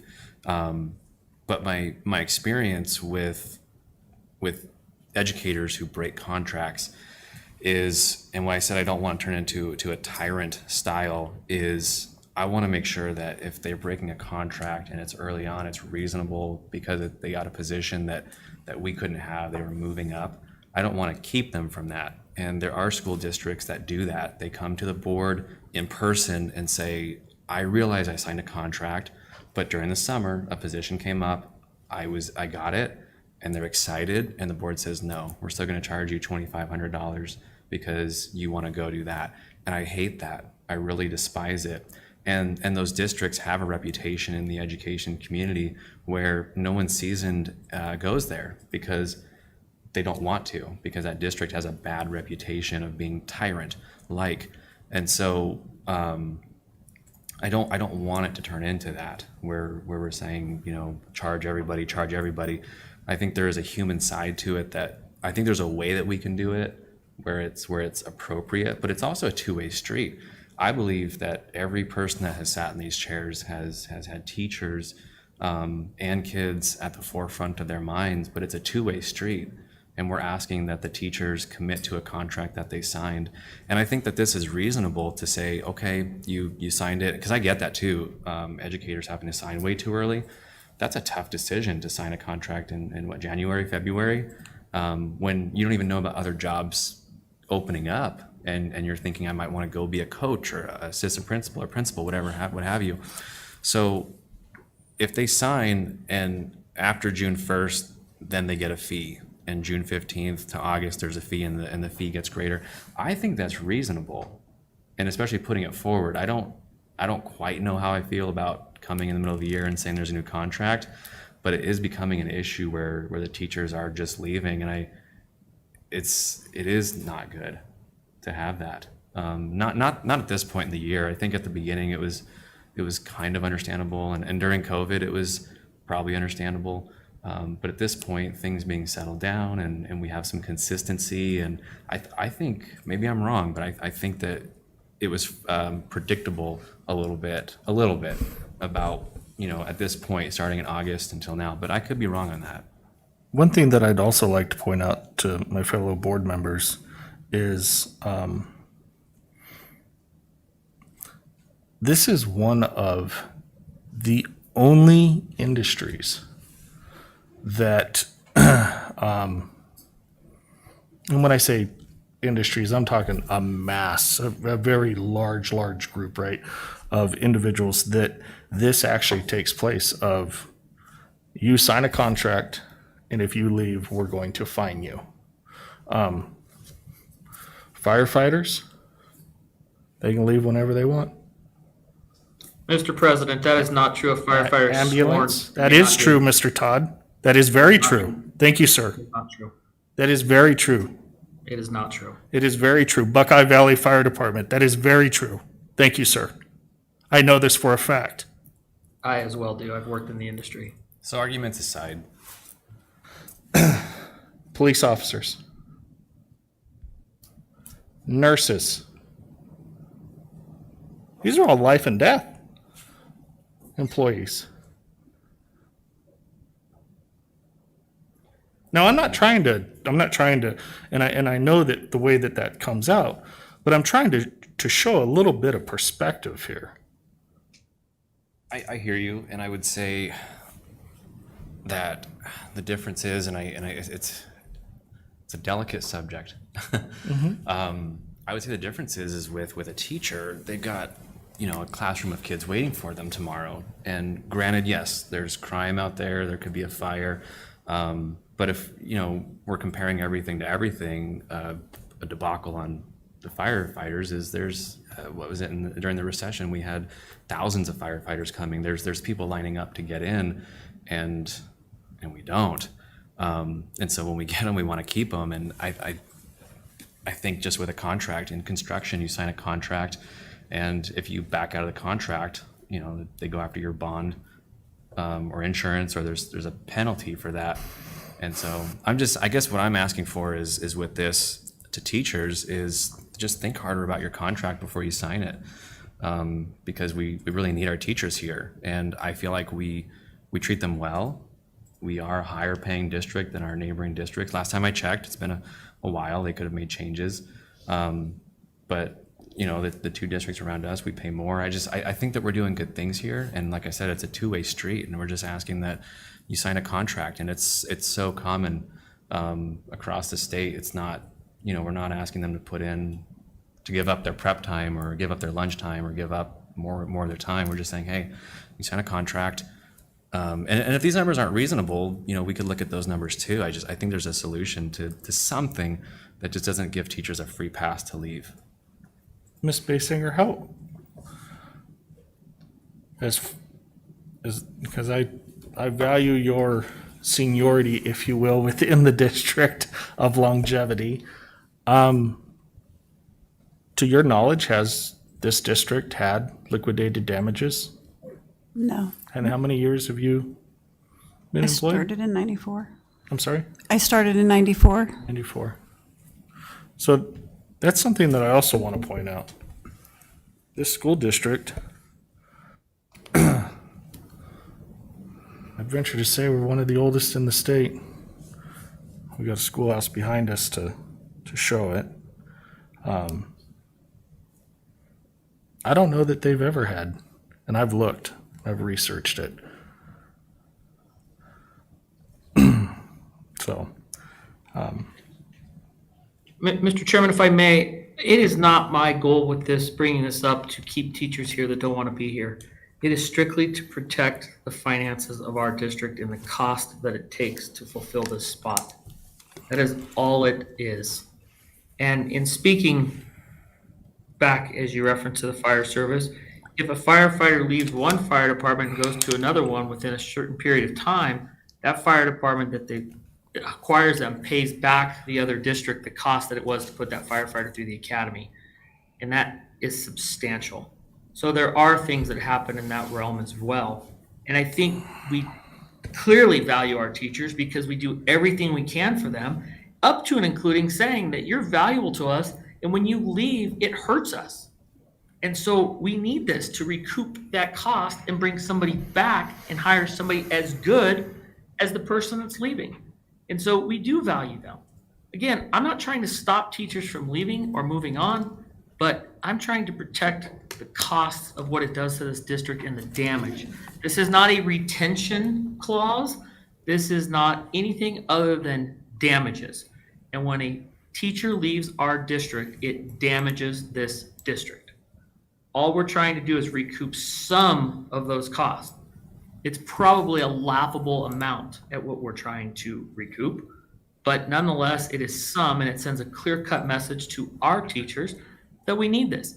And speaking, I don't care how far we go back, if we had a 92% retention rate, we probably didn't need this clause. But at this point, we have teachers every meeting that are checking out and leaving kids abandoned. And that's not acceptable. And so all we're doing is trying to recoup costs of that decision of them walking away from this. You don't see that happen anywhere else. If a firefighter was to resign and be approved by the chief and council to resign, and you call 911, you still get a qualified crew. But today at the Liberty District, if a teacher resigns, your student very well does not get a qualified crew coming to their education. They get an emergency teacher. They get a teacher that's overworked and isn't getting their prep time because they're working to cover a classroom. They're getting anything but what they should be receiving. And that's all this is about, is recouping some of those costs and perhaps, as I said, pushing that over to help subsidize a teacher who's picked up the extra slack, to bring another teacher in, to cover costs of the district that accrues by having to stop everything they're doing to onboard one teacher. And that's what this is about. It is not about forcing somebody to stay here. It's just about recouping costs. And it does show value by doing this. Paul? In my professional life, I've had opportunities to sign many contracts. I have not, however, seen any language in any contract I've ever had that specifically addressed something called liquidated damages.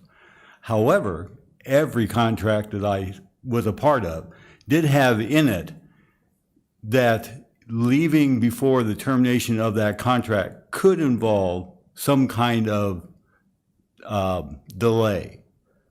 And the language I normally saw was, and the way it was practiced at the board level, was if we did have somebody who needed to resign their position mid-year, that it was an accepted resignation pending finding an appropriate replacement.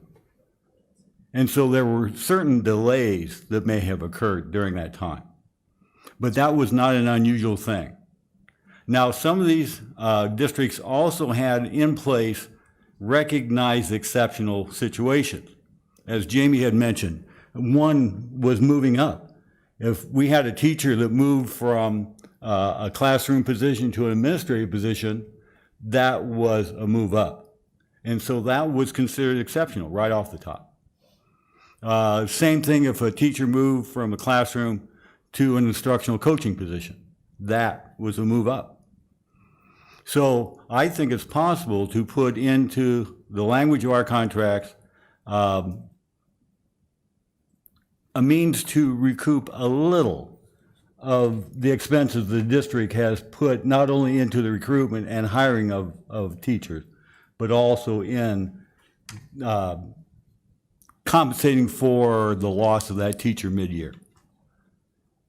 So I would be in favor of including that language, but I think that's the language itself needs a real good hard look before we approve it.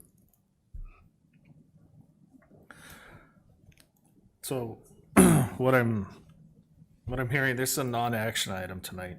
It's a discussion. What I'm hearing is that there's an appetite to discuss it more and possibly take action. If that be the case, I would recommend that the governing board move this to another meeting as an agenda topic for further discussion. So, Mark, is it, within that, is it possible to ask for examples of specific language? we can bring that up under the agenda topics, but it can be whatever a particular board member wants, and if there's a consensus of the board, then so be it.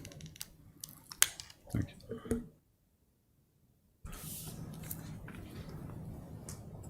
So, if it pleases the board, if you all are okay with it, I'd like to move on to, actually, I'm getting ahead of myself here, I apologize. Item 7.4, SEL name change. Mr. Todd. Mr. Chairman, once again, thank you for putting this on the agenda. My concern with this is just the political hot button that SEL has become. And the district has had an SEL program for years. I think it is a very solid program. I think it's a program that needs to continue. I think it's much different than what some of the other SEL programs are being tied to. And really just to avoid the political riffraff that's going on with SEL, ours is much different, as I said, than what some are doing. I think it's being confused, and when people just hear SEL, they immediately react in a oftentimes a not great manner. I think ours is more of life skills, and so I was just simply thinking that for us, it would be a good idea to alter the name of SEL to something along the lines of life skills courses, or I would be open to suggestions, but just to get away from the SEL, it's not at all what some SEL programs are about, and I think it's a good program that we have, but again, I think a name change would be something of value. Did you have any you were wanting to talk about this, so that's why I was wondering if you had any specific type of name change or acronym that you had really thought about. Well, like I said, life skills training, something of that nature, I think would be suiting, and to get away from that. But that's just one idea. We could entertain certainly something else. I mean, all the board members saw this coming, and we're kind of not able to speak amongst each other too much about it prior to a meeting. But I would just like to see us alter the name and do what it really is, which is it's kind of some life skills and move from that direction, just to have no correlation between the other stuff that's going on with SEL. Jamie, did you have any ideas? I'm fine with that if everybody else is, but what does that do on the school side, I mean, do we have textbooks? Do we have material that says this? Do we need to change all that if we were to change it? What is this decision? How does that impact the school? I see this as we teach, for example, social studies core content. And within social studies, we have, cognitive process skills and we have content. So in social studies, we call those process skills that we're teaching. Our counselors and our teachers are teaching social skills. They are teaching some emotional skills. So these are just the skills, it's the content for which they are teaching, and they teach it through using the instructional resources of our second step instructional resources, and that's the board-approved materials that you saw and that we reviewed this last time. The social emotional learning skills are evidence-based. If we consider a name change, we then have, there's always unintended consequences. The good part of what Mr. Todd is suggesting, you can see how that has a concern and has it's a trigger, if you will, for some people in our community, perhaps. It also has the unintended consequence of now it doesn't sound like we are using an evidence-based program that has research behind it that demonstrates that, if you do teach children social skills of being respectful to one another and not bullying other people, that you have the impact, the positive impact of improved student learning. So I just think, I can see both sides of it, if you will.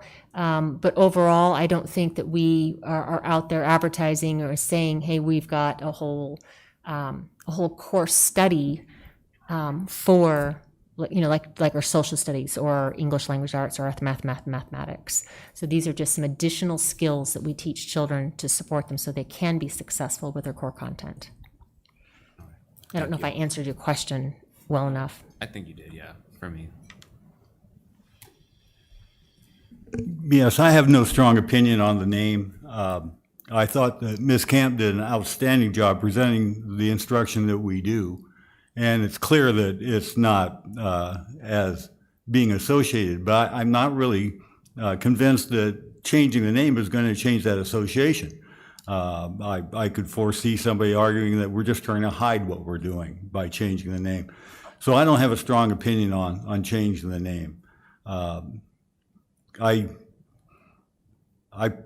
would not disagree to change it if the majority of the board felt that we should, but for me, I think the name is fine.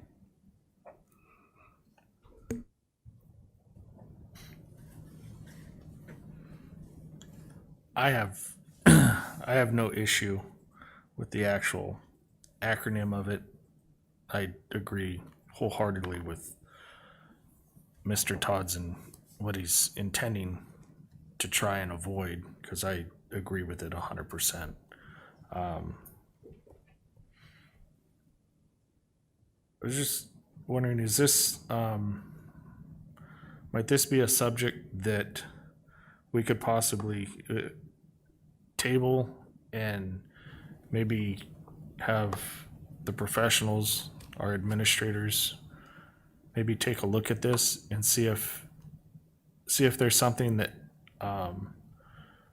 they might be able to help us out with as far as a change? I mean, because I'm not opposed to changing the name of it as long as we keep doing what we're doing with the program. I just, to be honest with you, I don't know what that name change would be, and I don't. Is that something that the administration could possibly We could brainstorm? brainstorm and come back with options, and I appreciate Mr. Todd saying, here's an idea.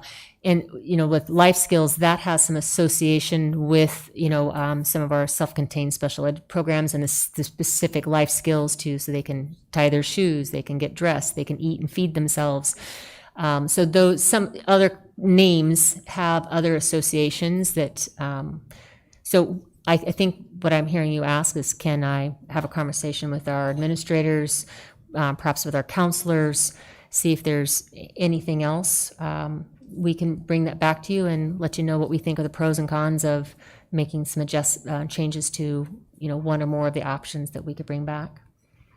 Mr. Todd, this is your topic, and I'd like to give, obviously, you the opportunity to see if that might be something you'd entertain of possibly tabling this to a future item to give the professionals a minute to kind of brainstorm this.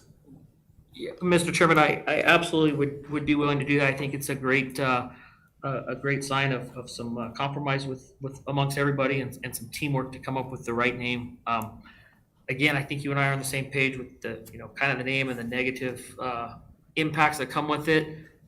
I thought of several names, but to Dr. Shuff's point, a lot of those kind of collided with other programs and other issues that we have as a district. So I would certainly be willing to do that. And if it's okay with you, I'd make a motion that we table this until staff can do a little more research and bring it back to the board.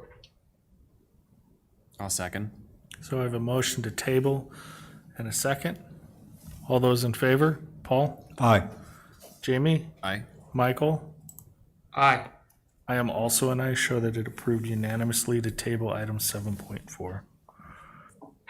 If we could, and if it pleases the board, I'd like to move item 7.6 and item 7.7 up, because I think 7.5 may take a minute.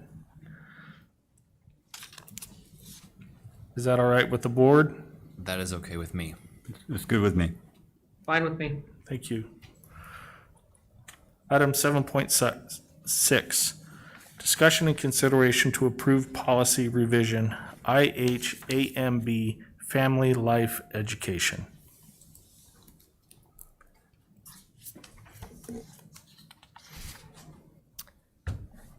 President Aguirre, members of the governing board, at a previous board meeting, we approved several policies based on recent statute changes from the legislature. And this was an agenda item that was held to come back pursuant to some additional advice from our attorney.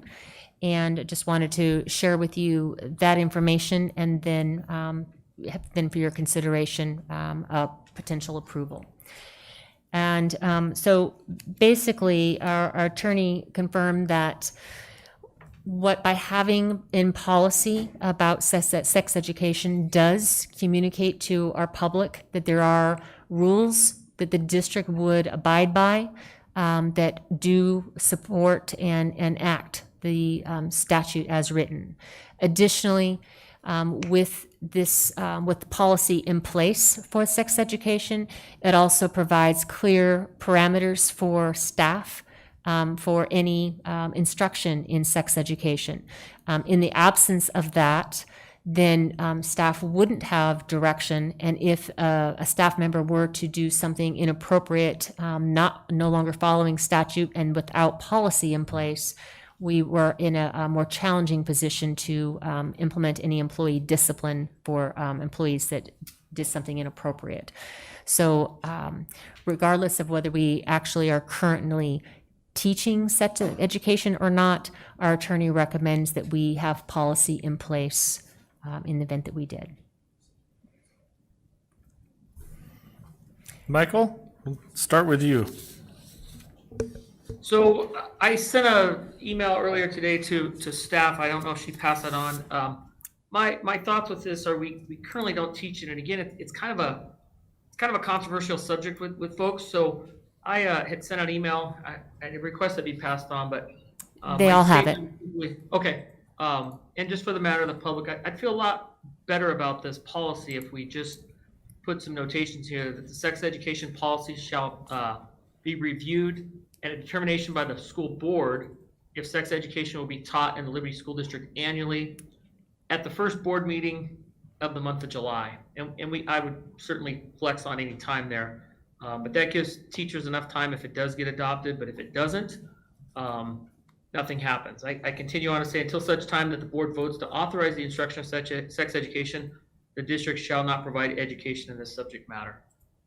We would leave the policy in place if it comes to be, But given the climate of today's world, I think this policy probably needs to evaluate it at least once a year early on, and maybe mid-year as well. So that would be my feelings if we put something of that language into the policy, and we just review this early on and make sure we're on the right page, or we decide that we're just not going to teach it for that year. Paul?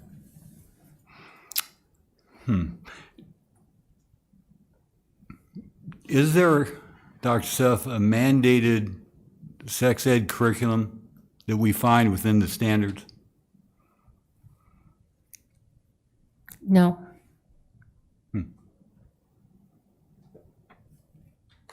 Okay. So it could be strictly our option. Correct. Okay. Well, I'm not a fan of public schools teaching sex ed.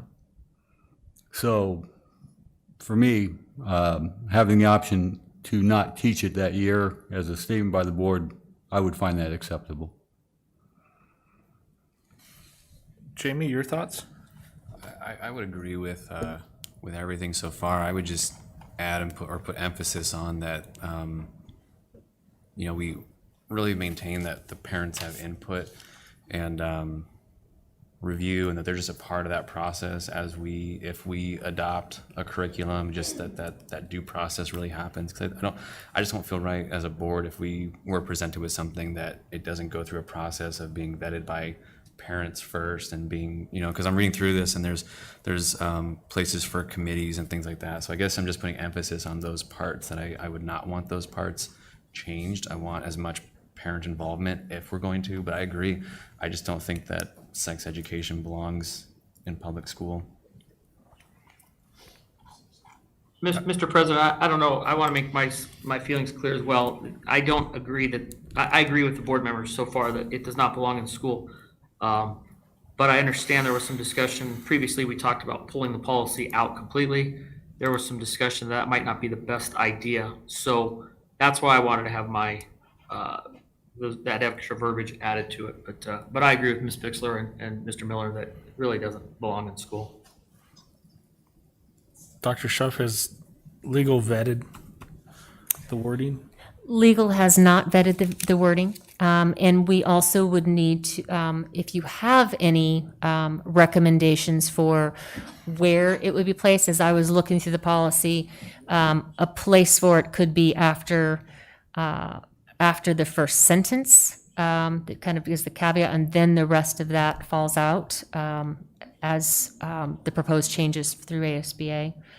And then the only initial recommendation, if you weren't going to wait for attorney approval, I would just say we've got an extra word in there. So the sexual education policy shall be reviewed versus be shall be. And I think that was just a typo, but just to clarify. So You would be correct. My thumbs are uncoordinated. yeah, I'm sure. The most prudent thing probably would be to have the attorney look at it, and sometimes they can say the same thing in shorter words. Sometimes they say things in more words, but we could have them look at it and bring it back for our final review, or if you felt comfortable with it as is, you would need to indicate where it would be placed and approve it if you were all in favor of that. So I share the same sentiment as the rest of the board, that I believe that there are some things that do not belong within public education. I believe that there's other avenues, or should I say, public education within this elementary school district, to be clear.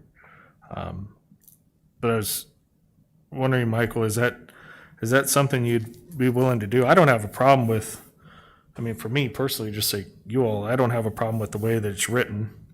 I would just wonder if you might think that we should have the legal team take a look at it before we approve it as it is right now, or? Mr. President, I would wholeheartedly agree that we should do that, and I don't feel that there's any reason not to at all. What we could do is just much like the other things, we have a first reading and a second reading, so we're kind of on a fourth here with this one, which is just fine. That's not a negative. But with this information, this clarity for the board, I could even bring it back in a consent agenda for final approval if there's really no market changes to this. If there are changes that come back from the attorney, I'd put it in the regular agenda. Would that be supportive? Michael, can you be supportive of that? Okay. I would be fine with that. And Dr. Shuff and I had a conversation earlier. I think the good reason to have this policy as well is just in case a teacher gets into a gray area, we still have policy in place. And that's another reason not to just strike the policy and say we don't do it. But we do have we've got something there. So I think bringing it back to consent, if there's no major changes and we can agree on it, it can always be pulled from consent if it needs to be. So I would support that. Great. Okay, so with that, it is an action item, so we'll need to take action on it in order to be able to do that. Mr. Chairman, I think the motion would be to approve of the staff to take the suggested policy verbiage, added policy to legal for approval, and then bring back to the board on a consent agenda for approval.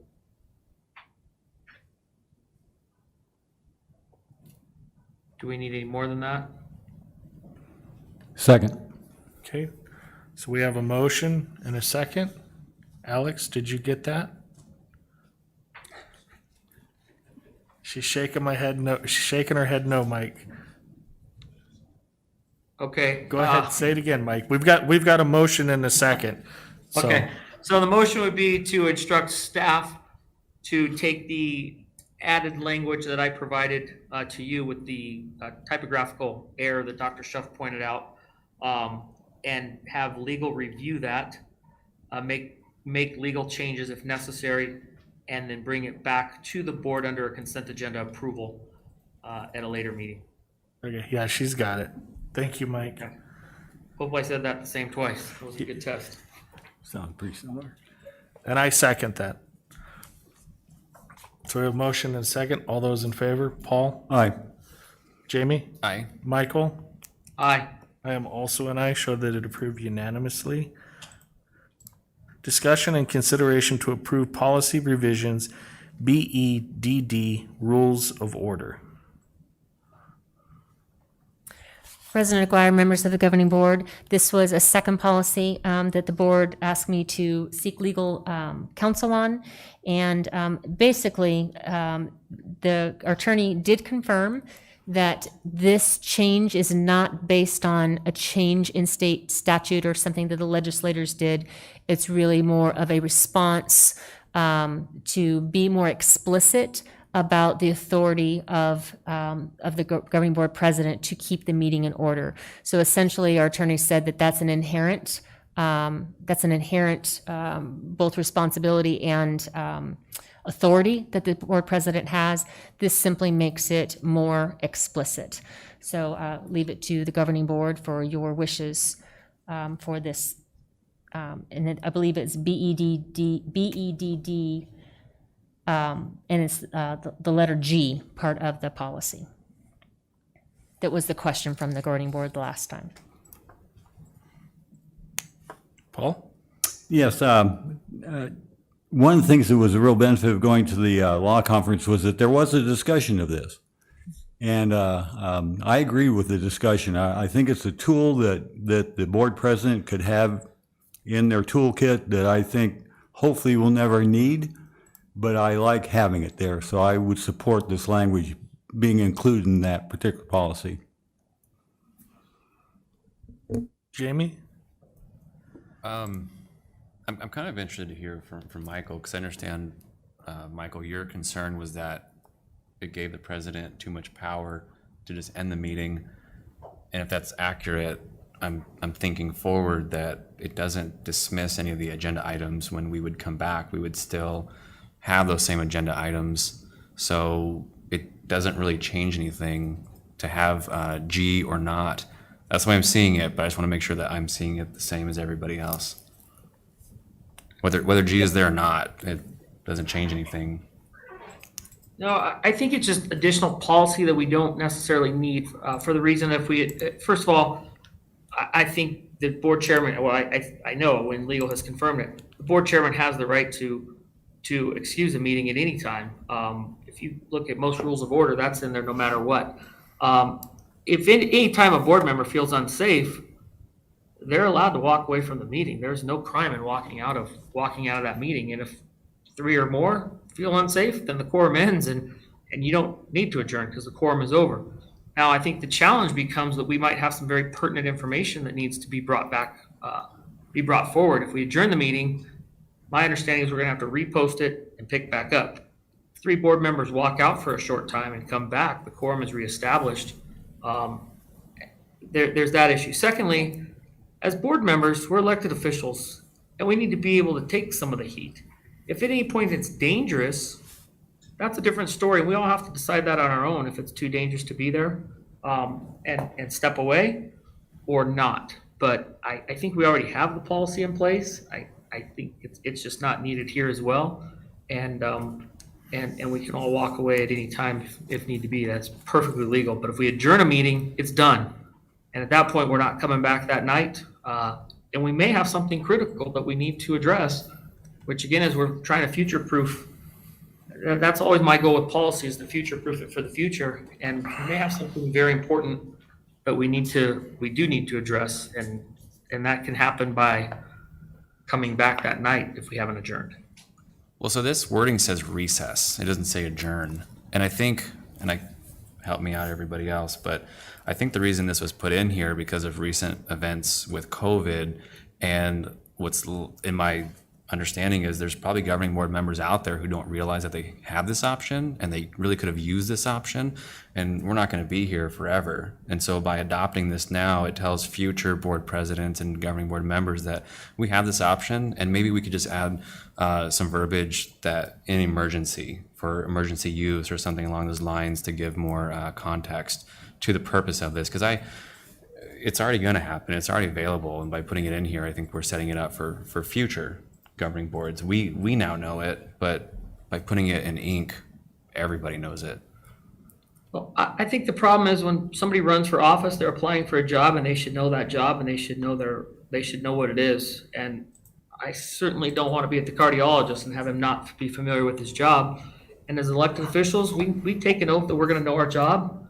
Somebody better get in the books and start understanding that. And some I'll of that be the first to admit I don't know all the board policies. I don't know all of them. I mean, I don't know them by heart, but I think we know enough of them that we can get through. And some of that's just common sense. I mean, that's just common rules of order that anybody sitting in an elected position should know. Basic rules of order, regardless of which ones you want to pick. They all have that in there. That's identical.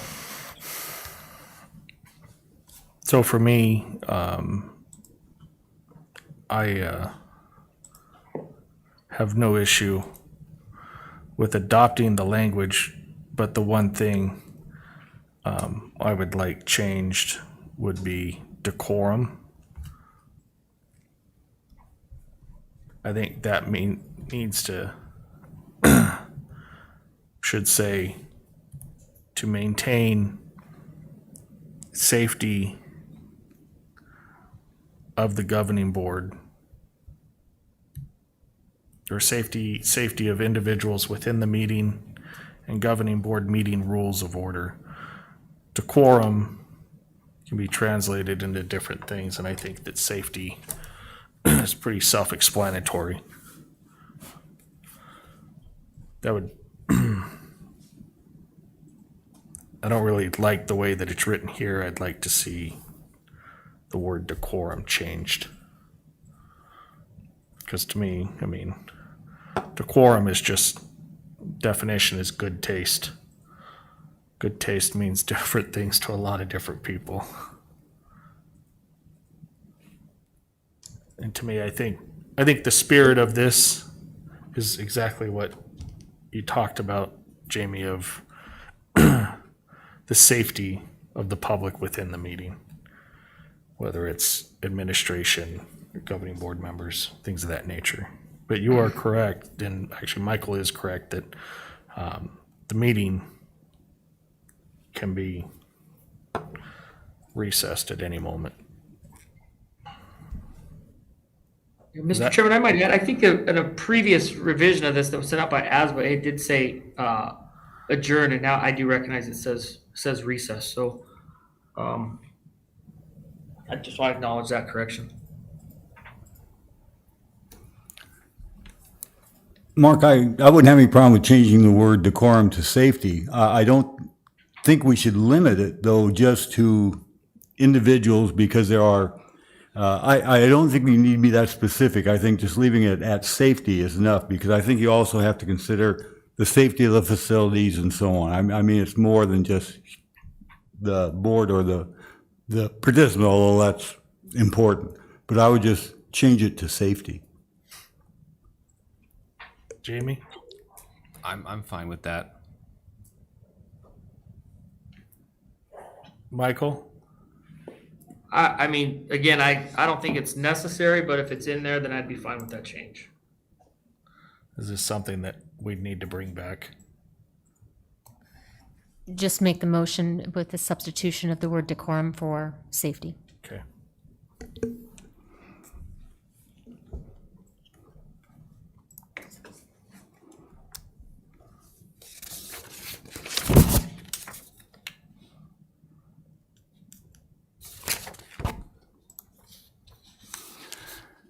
Mr. President, I move that we approve policy revision BEDD with the changing of the word decorum to safety. Pardon me. BEDD item G, changing the word decorum to safety.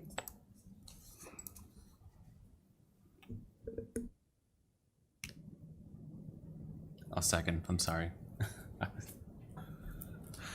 So we have a motion, we have a second. All those in favor? Mr. Chairman, I have one question, just for clarification, Yes, sir. and I don't mean to hold this up. If you recess a meeting, how long can you recess that for before it has to pick back up? Eventually, I mean, if it's unsafe, we, at some point, I believe, have to adjourn that meeting. I just want to make sure we're doing this right. We don't get ourselves into a situation. I'm not opposed to the changes, but I just want to make sure we understand. If you recess because of that, we leave. We got to adjourn that meeting at some point, or is it due to pick back up the next morning? What happens in that case? I'll get legal counsel on that for clarification.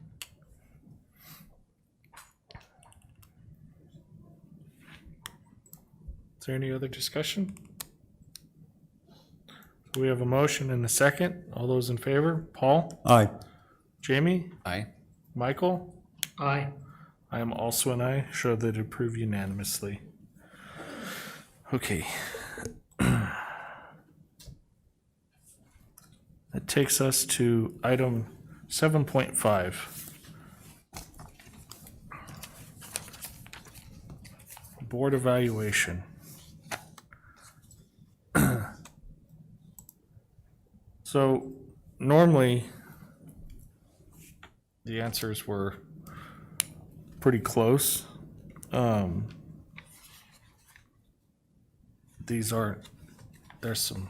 quite a few ties, if you will. So if it pleases the board, rather than go through item by item, if the board members would like to discuss some of the more, the items that were a tie, or where there wasn't a consensus of the board is basically what I'm saying. If you guys would like to handle it that way, I think that'll get us kind of to where we want to get to as far as evaluating ourselves. And then also, after that is done, if there's any particular item that a board member feels passionate about, a particular subject that was on here, that we could discuss that further. Would that please the board? Paul's shaking his head yes. Jamie? So I've been looking at these results, and I've been sort of thinking in my head what what do we want to get from these results? I mean, I'm looking at this and it's only a few pages, but if you look at the answers, each of these answers is a lot of thinking that we did and a lot of reflection that we did, and there's a lot of information. I would love to get to the heart of each of these, but I know that time-wise is really not going to happen tonight. We'll be here all night, and I don't know if it's of interest to the rest of the board to perhaps touch on, it could be either the topics that we have. I think that would be, in my opinion, best suited maybe in an executive session where we can talk a little bit more. So we won't, we can't, I wouldn't advise that we do the board evaluation in executive session. I understand what you're saying. This might be something, maybe that we take it in pieces. Let the board possibly look at it a little bit deeper, if you will, and then we take it in pieces of, say we do 2 subjects. I think we could, let's see. And I could be wrong, but I think 2 subjects might be a lot in one night. The question I ask myself is what do we want to get from this evaluation? And we could, and I'm just speaking plainly here, we could gloss over all these and we could talk about a few things, but I'm really interested to get to the real reasons why people assign these the way they did. And I think that's going to take time. It's going to take patience. I think it's going to cause this board to really grow in our patience and listening for each other. It's going to be a lot of hard work, but I think we're going to benefit greatly from it. And so I guess to put it shortly is we're going to get out of this what we put into it. And I'd really like to put a lot into it. I'd really like to hear everyone's input and opinions thoroughly through this. But I mean, that could take us to December, I think. I don't know. Dr. Schuff, is this something that administration might be able to support for a work study on a Saturday morning Yeah, we could do, here in the near future? Is that something? Michael, I can't see us to see if you're nodding, but is that something that you, Right. Yeah. I don't know if okay, you can see me. I think I had my I apologize. there you are. Now we see Hey, it. sorry. Thanks for pointing that out. My apologies. Yeah, that's fine with me. Yeah, just for me, I think that this tool has done what it's supposed to do.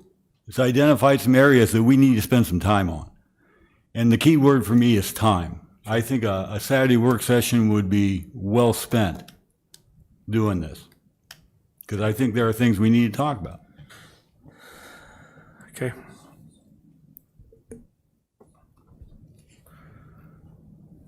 So with that moves us right into item 8.1. Future board topics.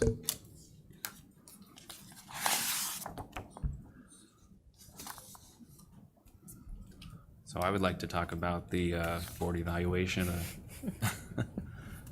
Saturday retreat. I'm If I can get with everyone's Jamie support on that one. Thanks. So if it'd be all right, Jamie, if Dr. Schuff can get with the board and see what day, Of course. what Saturday here in the near future is best. And then just send that out, and then we can all agree, and we'll just meet down here at the district facility. Yeah, absolutely. Dr. Schuff, we'll support you with that. okay, thank you.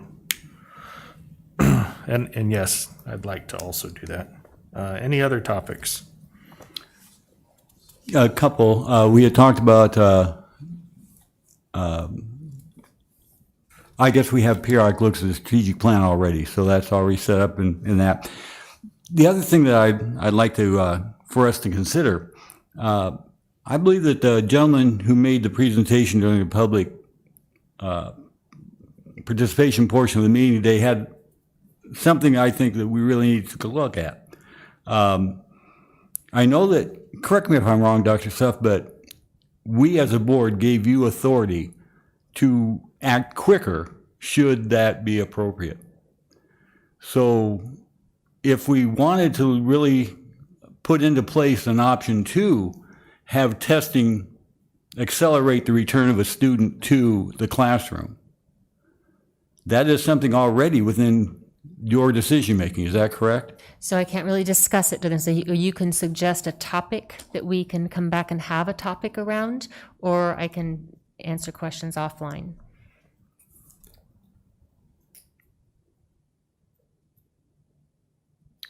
Well, I'd definitely like for us to consider using testing for accelerating the return. So you want to speak to mitigation strategies? That's correct.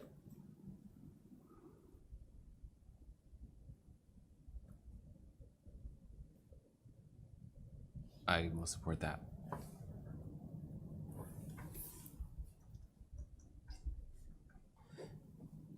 And that's understanding that you don't already have that ability. Is that correct?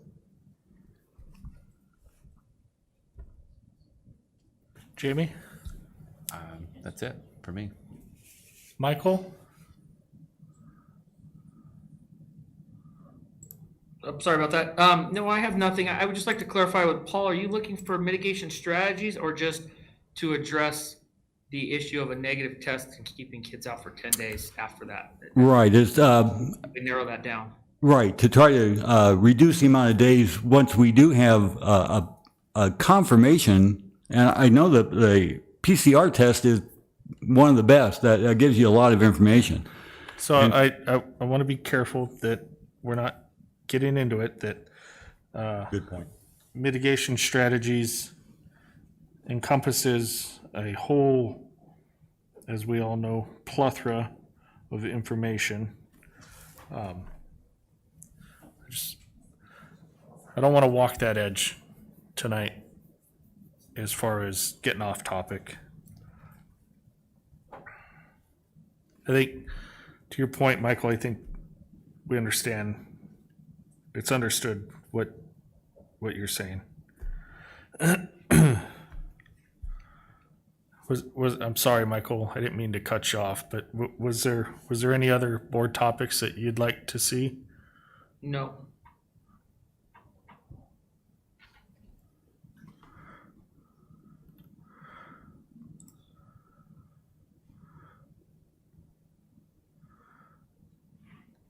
And everyone good still with the dates that we have for October? Also like to point out there's an event coming up in mid-October over here to the east just a little ways. I think everyone's gotten an email on, so. It's a barbecue, by the way. So,